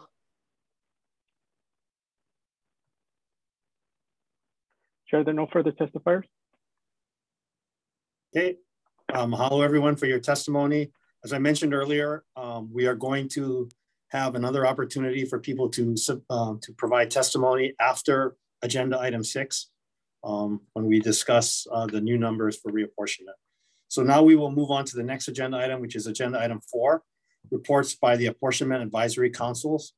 We have invited each advisory council, Hawaii, Maui, Kauai, and Oahu, to provide feedback on matters affecting redistricting for each basic island unit. We have planned to allow each advisory council to present at our commission meetings. Is there any advisory council who would like to present?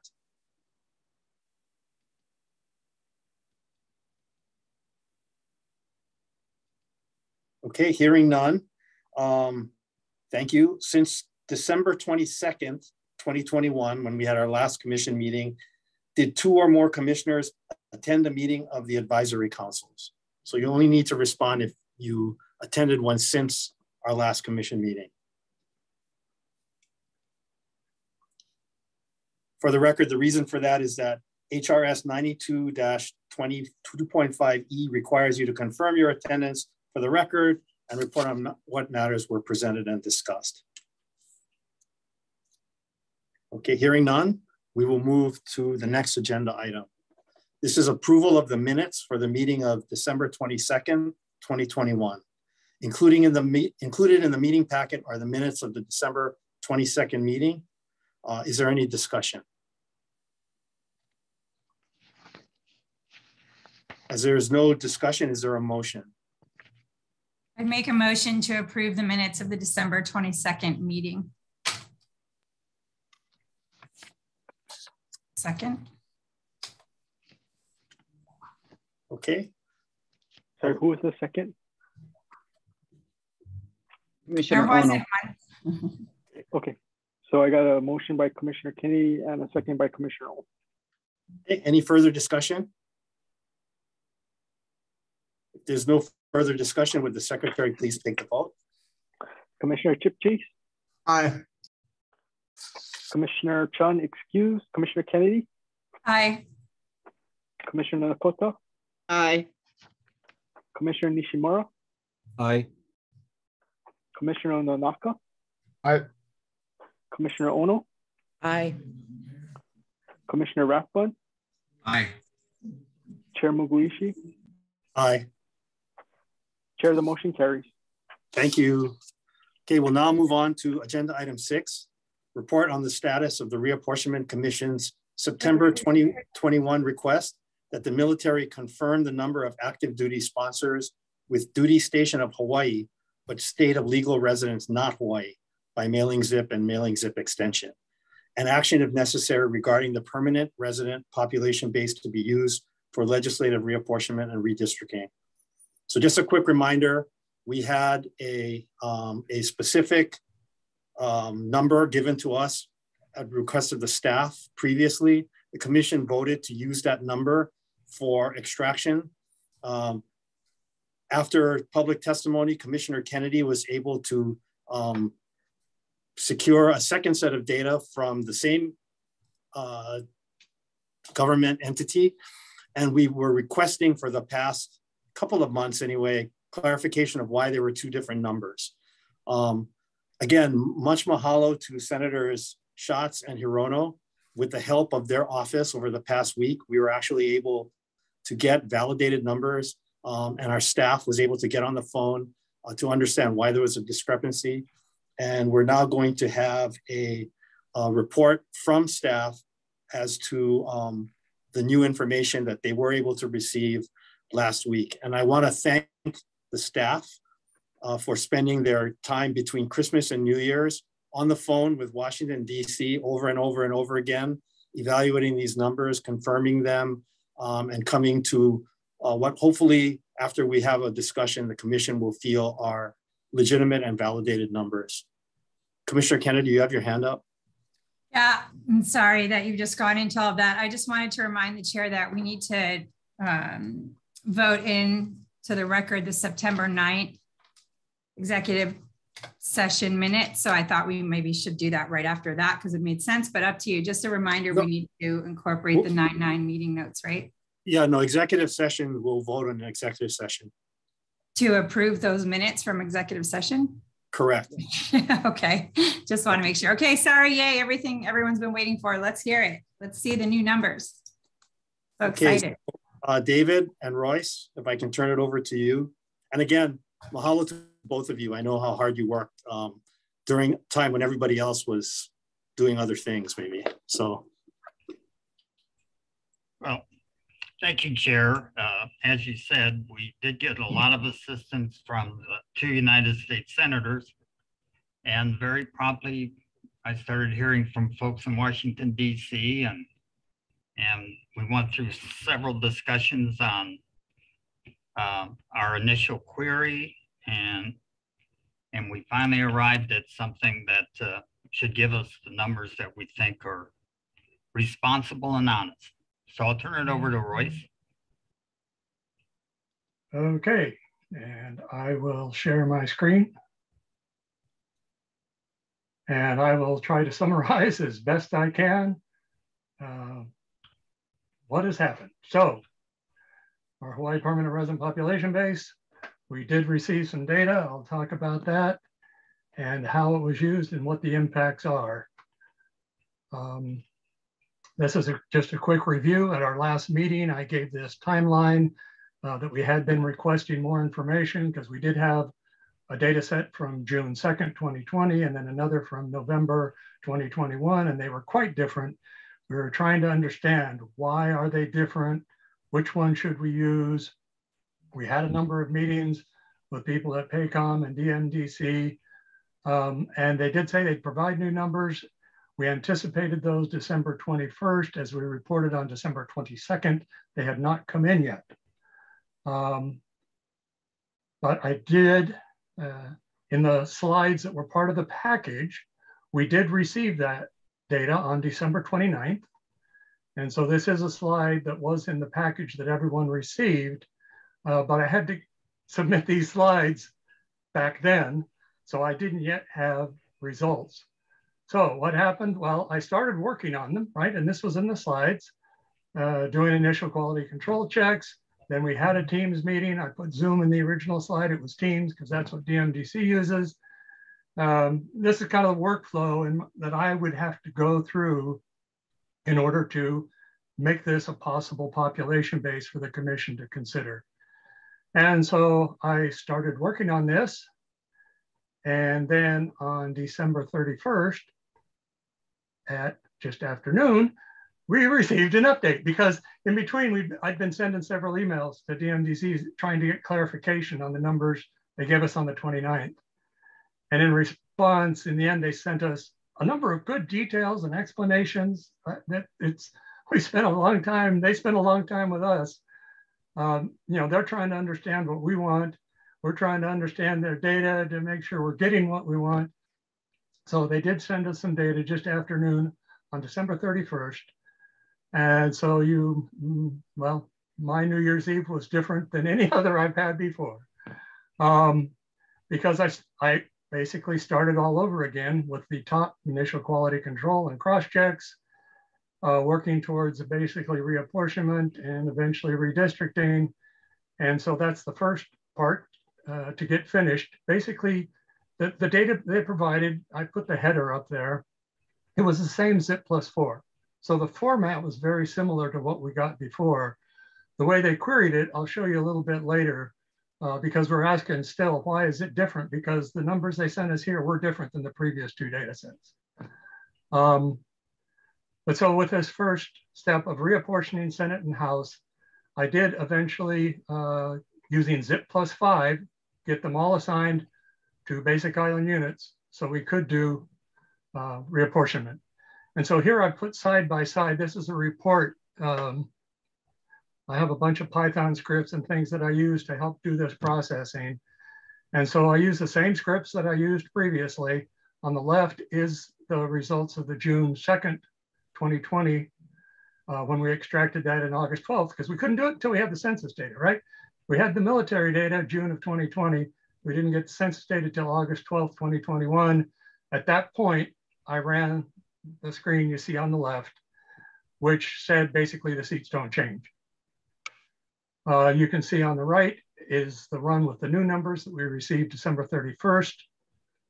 You can see the military non-permanent residents to extract went up from 64,415 to 99,9617. So an increase of, what is that, roughly 35,000, which is more than enough to shift a seat and change a number of things. And indeed, that's the change that you can see down here on the state house level. One seat does change from Oahu to Hawaii. And of course, the targets change, right? Because the number of seats change. The population has changed largely on Oahu. There were a few changes on on the other basic island units on the neighbor islands, but not big changes. You can see how the numbers change. Kauai from 72997 to 73004. Yeah, not huge changes, but there were some changes. But given that all, given the December 31st data, one seat does switch from Oahu to Hawaii for the State House. The other interesting difference is we talked about looking at totality, representation in totality and overall deviation when compared statewide for each basic island unit. With the old data, it was very low, 0.55%. Under the new data, I think because Big Island just slightly switched from being too high to being an extra district, made less population, so their target changed. It changed our overall deviation up to 9.11%. So basically, the news here from an apportionment side, an extra House seat to the Big Island. With that came step 2, of course, redistricting, which meant taking the ZIP +4 information, which we could assign then to census blocks, and then doing the extraction using the same federal population base. That didn't change, but certainly the number of military to extract did change. And so that's what I started working on as the fireworks were going off New Year's Eve. I was going through these numbers and going through the numbers. That kind of shit. He's getting paid for to do that.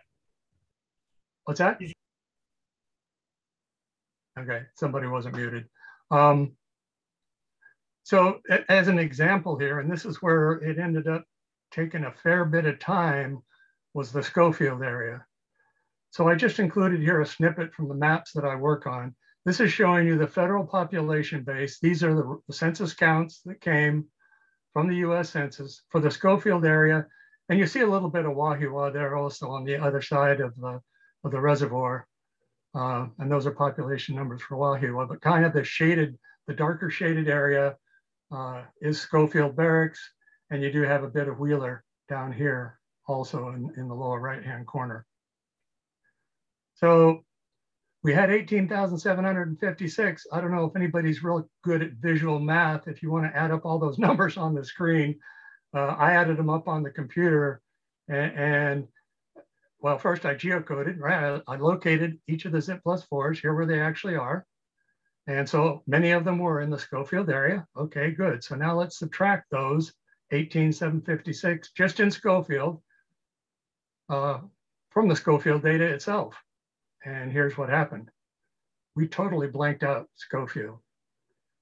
In fact, I had to move on to Wheeler and actually move on to parts of Wahiawa in order to extract the number of non-permanent resident military in the December 31st data. That was troubling. I've gone back and asked questions at DMDC, but of course they don't work with census data, right? My question is, why were there not enough population in the census data for me to extract out the people you say were living here at the time on census day?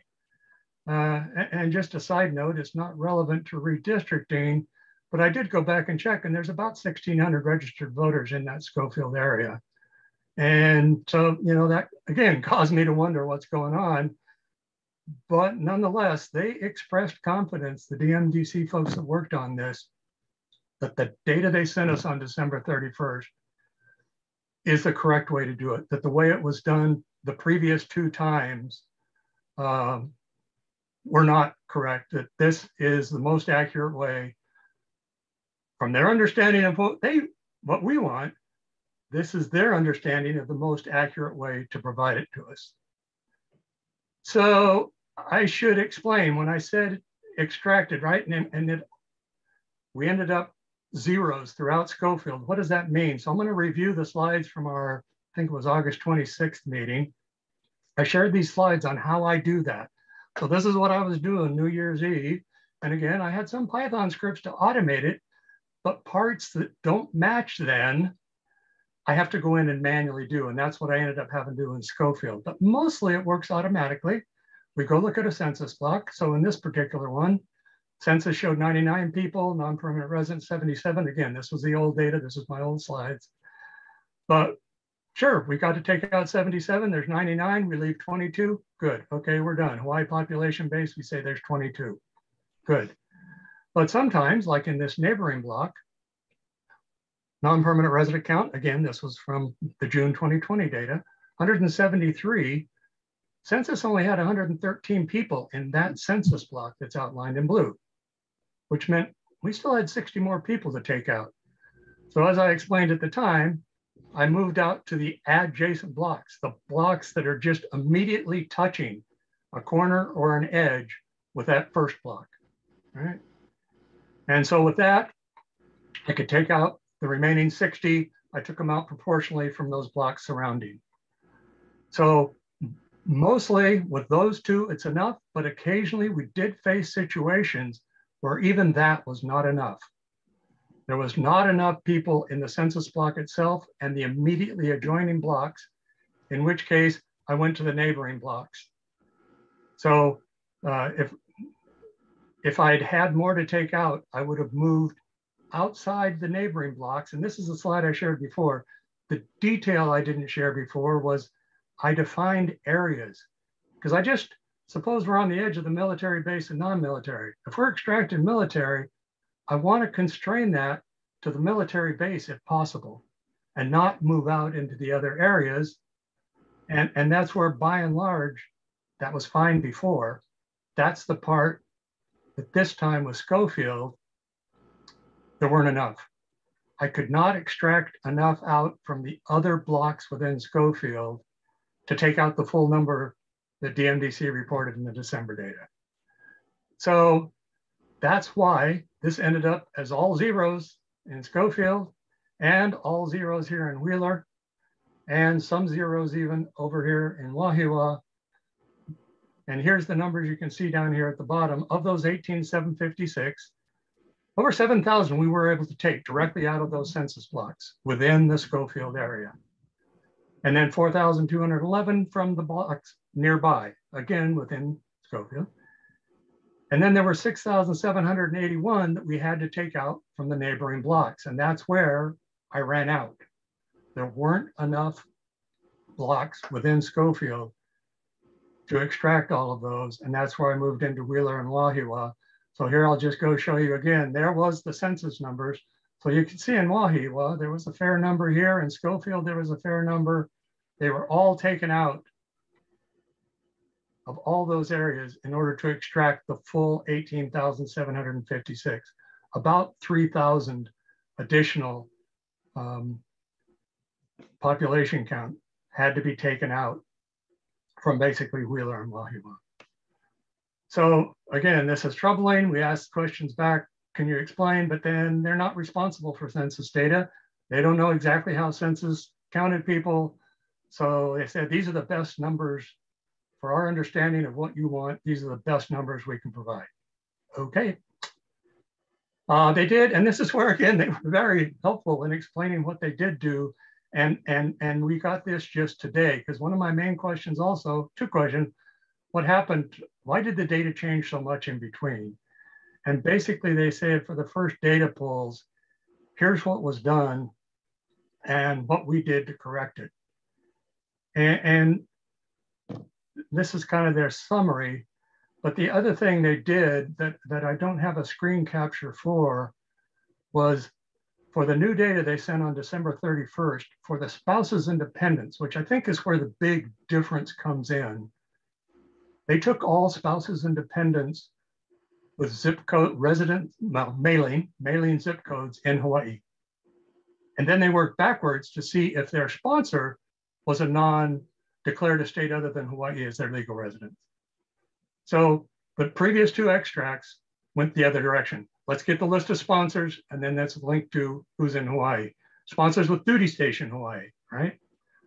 Going the opposite direction, they got all the spouses and dependents in Hawaii, all their sponsors who declare a state other than Hawaii as their state of legal residence, but their duty station isn't necessarily Hawaii.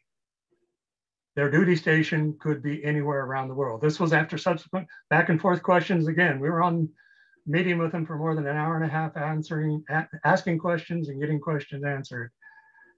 Basically, they said, yes, by going this direction, we got all of these military spouses and dependents, even if their sponsor was somewhere else, even if their duty station was not Hawaii.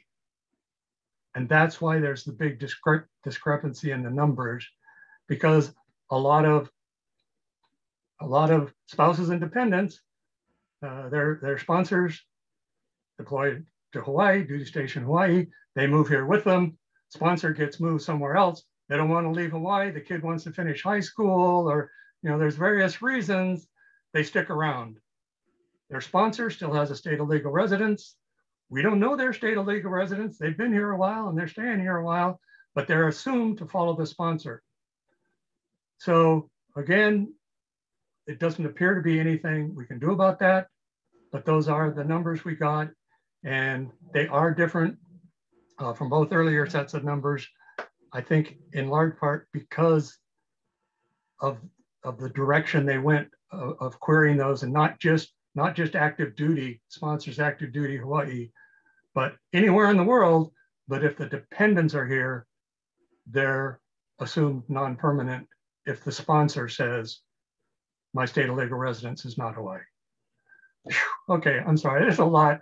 I've been buried so deep in this data, but that hopefully helps explain how we got to the point where we are, because, okay, this is, they've said the best data that they can give us.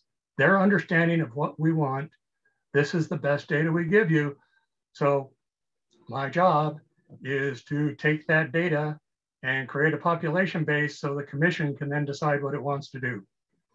So I continued, I'd done the apportionment. I figured out all the census blocks. I extracted them as I just described to you. Gave that data to Esri. Esri was very prompt in turning around and getting it uploaded to the online application. I have built template plans so I can report to you some deviations. Now, of course, the big change is the number of seats in the House, right? So that's the big news. We'll get to that in a minute. But as I'm looking at these numbers, well, first, what am I comparing? I'm comparing the Hawaii population base that was adopted by the commission on September 9th. So that's the HPB, Hawaii Population Base 0909, and the Hawaii population base that was delivered to us on December 31st. So that's HPB 1231. And I'm looking then, so what I did, I loaded in both the current districts, just like we did before, and I loaded in the proposed districts that were presented at the December 22nd meeting. And so you can see the deviations, and let's start with the easy ones. So first, looking at the House, yeah, Maui and Kauai changed slightly because, as I mentioned, we got slightly different numbers of military dependents there, but nothing significant. Nothing that really changes significantly the overall deviations in the state House plans for Maui or Kauai. Nonetheless, I have created template plans. Should the commission decide to use this base, I have created template plans for the Maui and Kauai State House. Over on the Senate side, we also see both Hawaii and Maui, because the seats didn't change on Hawaii, their targets didn't change much. Maui and of course Kauai Senate, there's only one. So again, not huge changes for the state Senate in Hawaii and Maui, although again, I've created templates. Should the commission decide to use this base, we are ready to provide that information. But looking now at the more interesting parts, the Oahu Senate does change. Even though the number of seats didn't change, we extracted those additional 35,000, so the target changed. And so that's where you can see, as reported before, on Oahu, the current districts were 30.72. Now with this new population base, it's up to 42%. Even the proposed plan that was presented on the December 22nd meeting had been 7.93%. The deviation jumps up to 20.88%, because there are some, these districts were extracted a lot, like the area around Schofield, that are 14% below that ideal. The upper part changed a little bit also, but the big change was those areas where we did a lot of the extraction, right? Which is, not surprisingly, the military bases and the areas around military bases. So that's the Senate side. And then of course, the really big changes, because of the change in the number of seats, is the State House. And because the seats changed, I can't even really compare deviations, because on Hawaii, there's a brand new district. So it has nobody assigned to it. So it's 100% below. And likewise on Oahu, we're losing a district. So 2 districts need to get combined. That means there'll be a district that's 100% above. So I can't really even talk about, I guess the main thing is it's going to take a lot of work to figure this out, as it took a lot of work before. Should the commission decide to adopt this base, we are ready. I do have template plans built for all of the basic island units for State Senate, State House. And this is where I see the work that would be required, both by the technical group, and this will be, of course, should the commission decide to adopt this base, these would be the numbers available for the public to use also, because this is Hawaii Redistricting Online. Same data the commission has, the public has also. So, do I have more? Okay, so yeah, this is just to reinforce. I do have these. They are not shared yet because the commission hasn't decided what they want to do yet, but I do have template plans, both for current and proposed, ready to go should the commission decide to switch to this base. Phew, that was a lot. That's all the slides I have. I will stop for questions.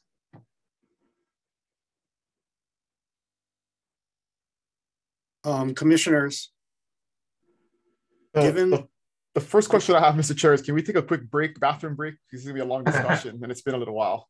Yeah, sure. Let me just quickly ask if anybody has questions rather than discussions, like clarifying questions for Royce or David, and then we'll take a quick break.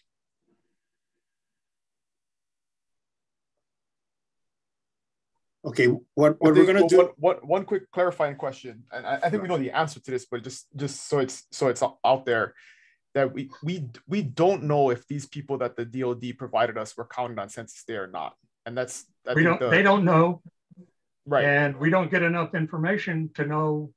You know, there's not a cross tie between the 2 data sets.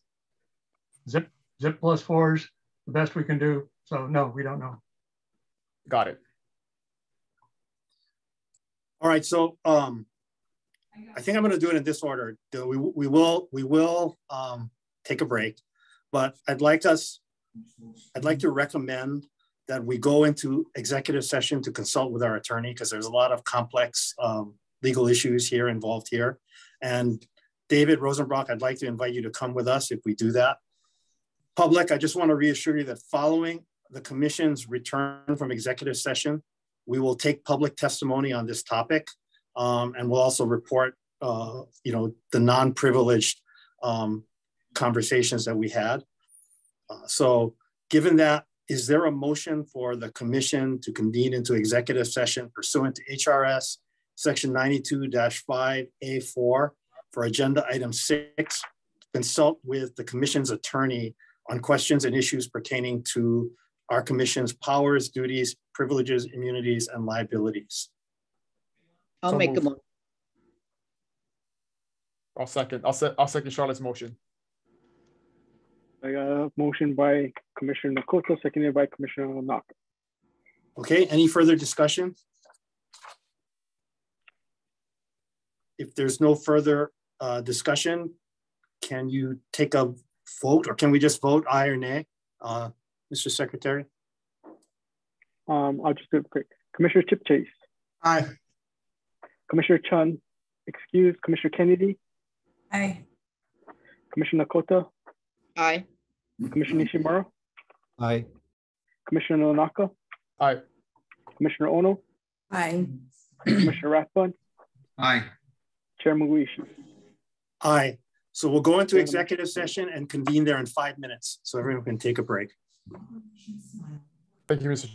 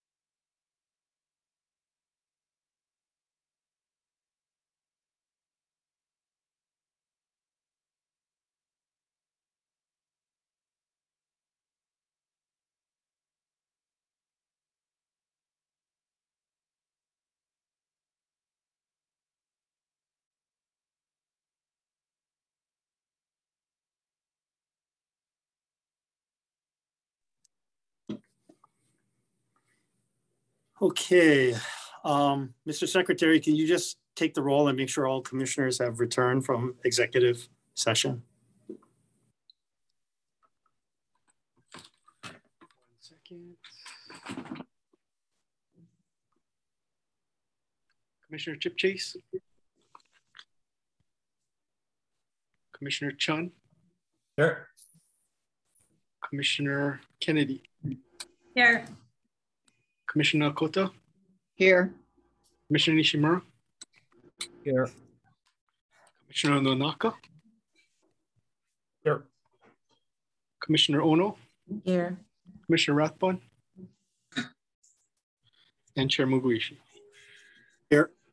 So okay, seeing that all, oh, thank you. Seeing that all commissioners have rejoined, we're now reconvening into open session. Public, thank you very much for your patience.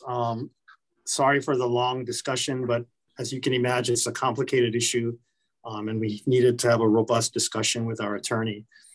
Just kind of in summary, there are two big issues that we were discussing and grappling with.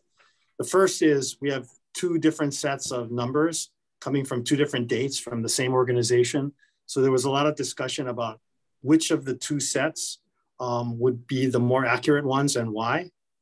The second discussion that we had was this issue of extracting larger amounts of people than are registered in a census block. So for example, if there are 100 people in one block, but the military says there are 150 non-permanent residents living in that block, is it logical to take out the 150 people and spread the other 50 over adjoining blocks or adjoining neighborhoods?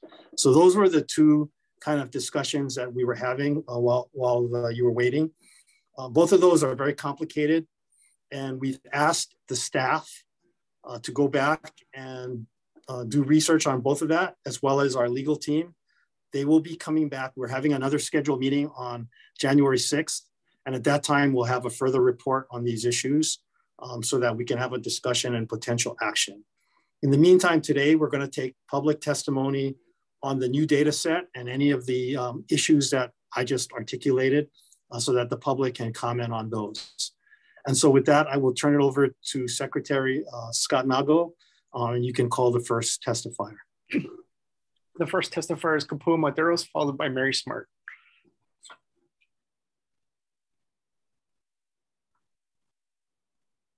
Aloha. Sorry.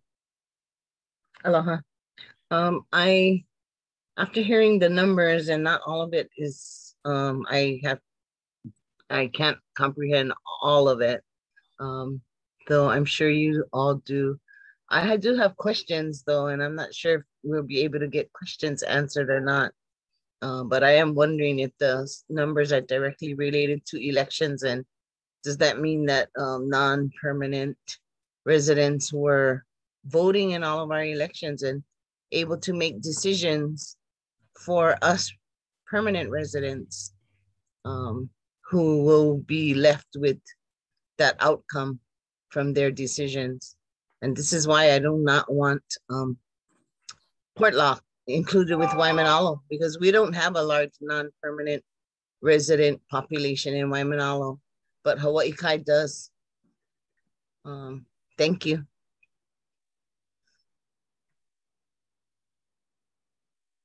Okay, next testifier is Mary Smart, followed by Mia-Lisa Otis. Okay, thank you. I object to the process that's being used and the big difference between the two numbers, 35,000. More research is definitely needed. And you call military non-permanent. I mean, they're permanent for the time they're here, even if they don't stay. But I have a personal reason for objecting, because in 2000, my husband, I was military, still active duty, but my husband was retired here. He was a taxpayer and a voter here. And yet the process that you used to take him out of the numbers disenfranchised him. If you're going to take out dependents, spouses especially, then they shouldn't have to pay taxes in Hawaii. because we've heard taxation without representation is not Pono. But you shouldn't be taking out the minors. The minors use the schools, they use all the facilities. It's totally unfair. Now, while I had time, I did do a research. Are military more Democrat or Republican? And all of them come up that more seem to be Republican. And I know you want to be fair, but I don't want you to give the appearance that you're being partisan, because it definitely feels that way. And when I saw what was happening to Central Oahu by over extracting, you know, those of us who live here are going to be negatively affected by your over extraction.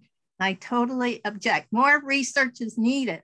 You can't just do 2 days of research and even 5 days. You need to see if those dependents vote here, pay taxes here, because otherwise you're disenfranchising. You know, a lot of young sailors marry locals, and when they deploy, their spouses and families stay here. Please reconsider. Thank you. Next testifier is Mia Lisa Otis, followed by Bart Dean.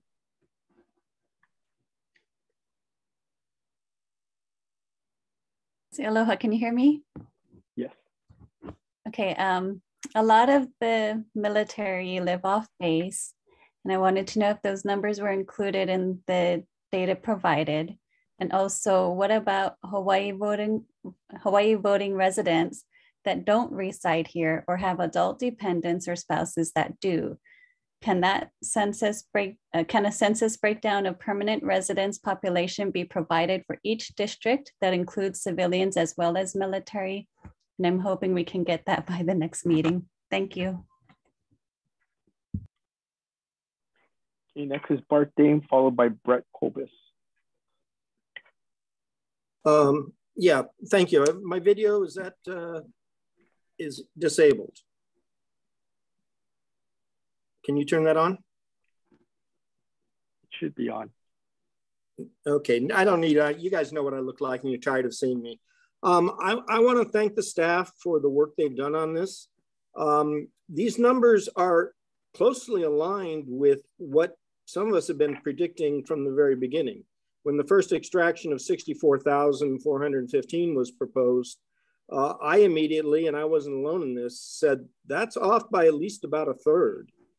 And then when I read about the change of the US, how the US Census counted deployed military, whereas 10 years ago, when a person was deployed, their residence was assigned to their record of home. This time around, prior to the census beginning, they announced that they were going to count the people who were deployed as being present in their station of duty. That hasn't been discussed during this cycle, and I don't know how many people were deployed this time, but last time I think it was 7,700 or so. So that even if the population here were slightly smaller than last time, that change in policy would result in thousands more being counted. So these new numbers align very closely with what I had been predicting for a long time. They're slightly larger actually than I had been predicting, but I think the new census policy helps account for some of that difference. So I want to thank you for doing this. I know the staff was continuing to work on it, even if there wasn't any public discussion in the hearings themselves. So I'm grateful. So as we move forward, what is the timetable going to be like for drawing new maps and giving testimony on new maps and stuff like that? I assume you'll be discussing that, and I will take my answer off the air. Again, thank you. Next testifier is Brett Kobus, followed by Shannon Matson. Thank you, Mr. Chair. I'm opposed to the extraction. I agree with the one testifier. The military, we need to remember that the census information and what we're doing here is supposed to align, with the legislative districts to the extent that it's going to be how funding is distributed across the state from the federal government. all our military that are here use our facilities, they use our roads, they use our infrastructure, they go to our grocery stores, they purchase food, they purchase items here. So they're active members of our community. With the large disparagement of between the two numbers from 2020 to today, one of the things I think is missing is you probably in the new numbers were given, and I don't know what they gave you in the old numbers, how they figured it out, but it looks like that maybe that the disparaging, the difference in the numbers is because you're getting the list of the single sailors that are living in the barracks of the installations. So I think that's one of the things that is not calculated in there and could be causing the difference. You know, if the extraction is going to be a contentious thing, you know, I guess my thing would be why even do the over extraction of the military population? You got some numbers early. We know those numbers are from 2020. We don't know what the numbers are, what it included in the new numbers you got. I mean, are we going to go back to the Census Bureau and ask them to redo the numbers for the general population? I know that I have lived in Eva Beach for the last 15, 20 years. And, you know, the census people come around. They never asked me if I was military. I was active duty military. That was not a question that the Census Bureau asked. So I think it's, you know, if they weren't able to get on the bases to do the census on the basis, I think doing the over extraction just based on them, the numbers given by the military to us, I think is, as the one testifier said, is disenfranchising those, especially those that, you know, have made Hawaii their home and are, you know, have the fortunate to be living on base instead of off base. I don't think that should be something that limits them from being counted in the census. Mahalo.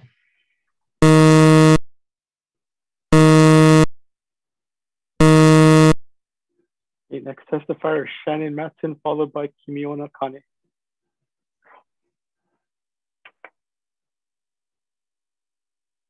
Hi, Shannon Matson here. I am not able to turn on my camera, but I know you've seen me before as well. So I'm an Upper Puna resident, Big Island born and raised. Huge mahalo to the commissioners and the Office of Election staff, and extra big thank you to Royce Jones for your sacrifice of your holiday celebrations to process this new info. The thought that we would have to go back to the drawing board on maps is frustrating, of course, to all of the testifiers, as well as very much so to the commission. But it's a huge win for the taxpayers that we would get to do this now instead of months down the road after a lawsuit at the Supreme Court. I really appreciate the testimony earlier from Robert Fox, who offered to use his vast wealth to ensure justice and equity in this process through a lawsuit. I hope he would be able to put those funds towards some other worthwhile cause, and that the commissioners do the Pono thing and give the Big Island the 8th seat that we desperately deserve, and that the numbers appear to show we deserve. I am hopeful that the new maps will correct some of the problems that you've been receiving so much testimony on from Oahu and Hawaii Island testifiers. I'm also hopeful that whatever authorization is needed for Royce to get his new numbers loaded up onto the state mapping tool could happen immediately. It sounds like you won't be conducting a vote today necessarily on approving these new numbers or recognizing these new numbers, but I'm hoping that somehow that we can still start looking at those numbers at the state mapping tool right away. From the wonderful testimony submitted earlier by Sandy Ma of Common Cause, perhaps we can truly have maps drawn by the people. It appears to me that a quick turnaround time, folks like Bill Hicks or Will Karen or Ralph Boea are able to make updates and submit new maps right away. And I've heard that there's already a tentative plan developed by community members on the Big Island So perhaps there won't have to be much additional work completed by the technical committee except reviewing the public submissions that come in for continuity and other technical issues that may need to be addressed. I urge the commission to waste no further time in allowing the technical committee and members of the public to begin working on new maps reflecting these updated numbers so we can move forward with final plans. As a longtime resident of one of the lowest income, limited resource, most rural and low infrastructure areas in all of Hawaii, I still believe the only equitable and logical way to proceed is to create another House district for our community to get the representation it deserves and the numbers dictate. Please do the right thing. Use these new extraction numbers to give our Big Island residents an additional voice at the state legislature. Mahalo nui. Okay, next up is Kimiona Kane, followed by Sandy Ma. Mahalo nui. I just want to acknowledge, Chair, the commission's sharing of this new data and the office staff for their work that they've done over the last several months, more importantly through the new year, to bring this data to the forefront to help us make better decisions. I look forward to hopefully the commission utilizing the new data and recreating maps, acknowledging though, and most importantly, that this doesn't mean it's a cure-all for everything. So, you know, we're here as a community to continue to voice our wishes on behalf of our community in Waimanalo. And I look forward to continuing to develop solutions that can help this commission set the new parameters, I guess, for the next 10 years for our state. But I just wanted to highlight and acknowledge the commission staff and this commission for having this opportunity for us to share our input on the data that was presented. And mahalo to those that have made that come through. Mahalo, Chair. Okay, next is Sandy Ma, followed by Bill Hicks.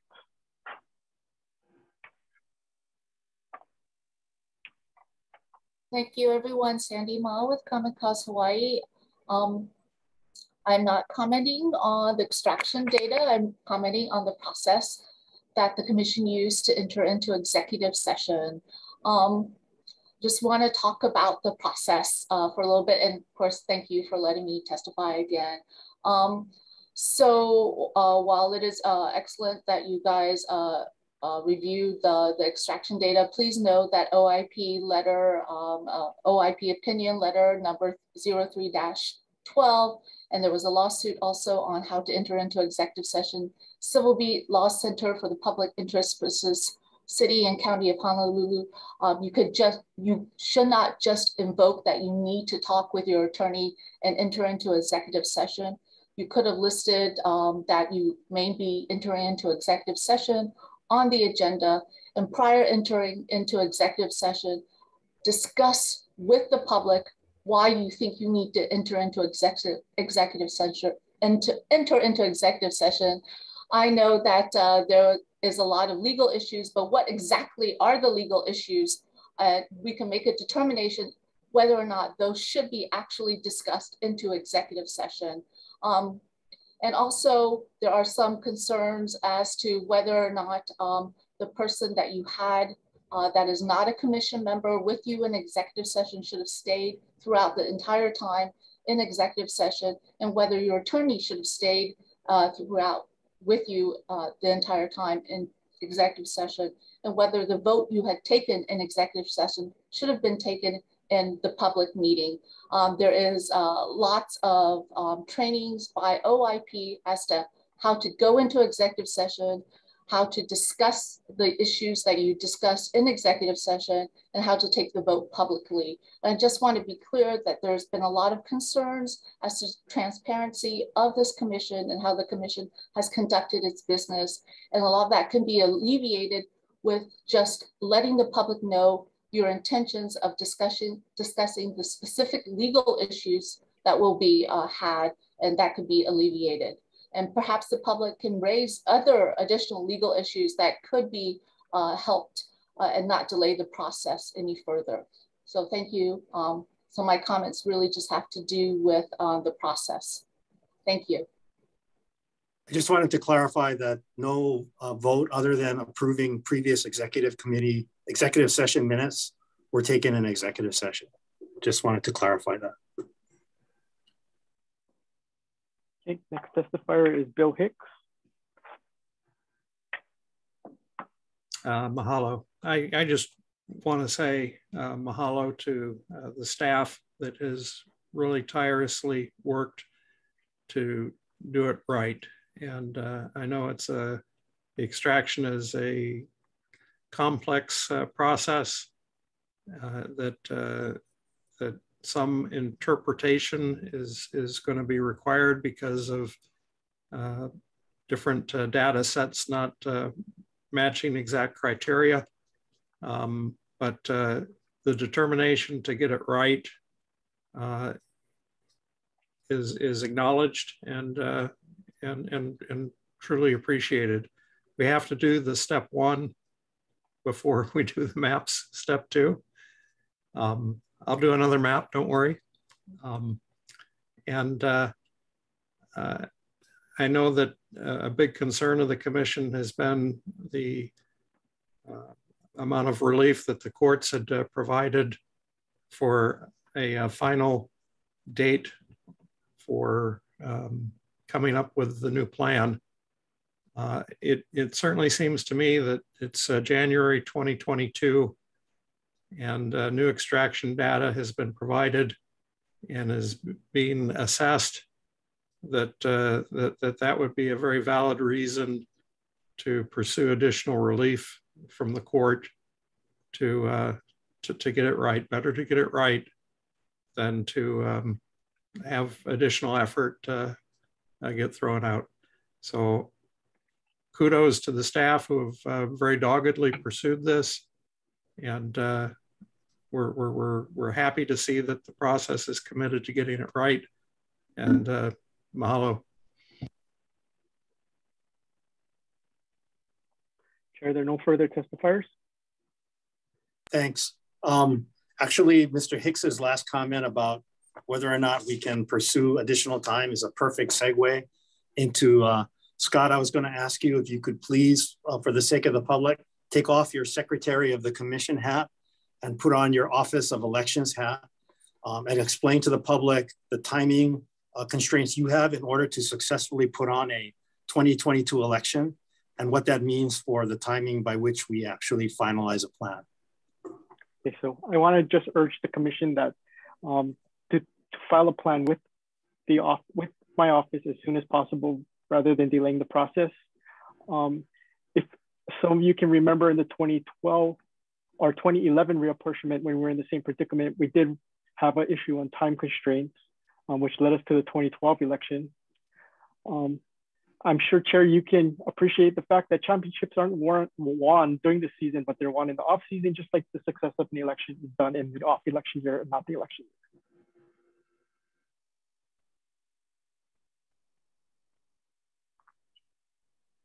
Thanks, and maybe can you just be a little bit specific about what you actually have to do in terms of validating, sure, like where the voters are and candidate filings and things, just so the public understands why we're not rushing. We're just trying to make sure we put on an election. So basically March 1st is when candidate filing starts. In order for us to get there, we do need to update the voter registration database, which means reassigning all voters with their proper district precinct. We can't do that until lines are drawn. In 2012, it took us approximately a month to do. Candidate filing is a statutory, it's set in statute and we can't move that. Also, we need to do list maintenance. So we do need to mail out yellow cards, which are notification cards to voters to let them know which districts they're voting in, as well as for us to conduct list maintenance to clean up the rolls. With this being an all-mail election, it's very important that we do have clean rolls and we do not mail out ballots to voters who are not there. Thank you very much. Commissioners, do you have any questions for Office of Elections regarding the timeline that we are trying to make sure that we have a good election in 2022? Okay, thank you. Thanks. So I think we're going to reconvene this meeting on January 6th to continue the discussion and hear more public testimony. Chair, yes. We're going to adjourn this meeting and we're not We're not going to recess. We're not going to adjourn the meeting, but we can do it either way, but we're not finished. I mean, I have to get rid of some of these other agenda items first, but I just wanted to explain that we will continue this discussion, take more public testimony, and potentially take action on this at the next meeting on January 6th. Just wanted to make sure that everyone understood that. And with that, I'm going to move on to the next agenda item, which is agenda item 7, discussion of the proposed final legislative and congressional reapportionment plans. And in light of the discussion that we had previous and the fact that we're going to further discuss step 1 on January 6th, I'm going to just say that this agenda item is moot for today. So that's that one. And I think there was another agenda item for discussion of the Senate staggered terms. This is agenda item 8. Discussion on the Senate staggered terms based on the proposed final legislative reapportionment plan. This discussion is premature as well, given that we have to finalize step 1 and then proceed to step 2. So we will declare this agenda item also moot. And so we can adjourn this meeting and just reconvene, or Mr. Secretary, would you prefer, is your preference that we adjourn this meeting or we continue it to January 6th? You should adjourn the meeting. Okay. All right. So thank you everybody for participating. So is there a motion to adjourn? I'll make a motion to adjourn. A second. I have a motion by Commissioner Nakota and a second by Commissioner Ono to adjourn the meeting. Okay, any discussion? Okay, if you can take a vote. Commissioner Chipchase? Aye. Commissioner Chun? Aye. Commissioner Kennedy? Aye. Commissioner Nakota? Aye. Commissioner Nishimura? Aye. Commissioner Naka? Excused. Commissioner Ono? Aye. Commissioner Rathbun? Aye. Chair Muguishi? Aye. Mahalo everyone. Happy New Year. Yeah, I'm a 6.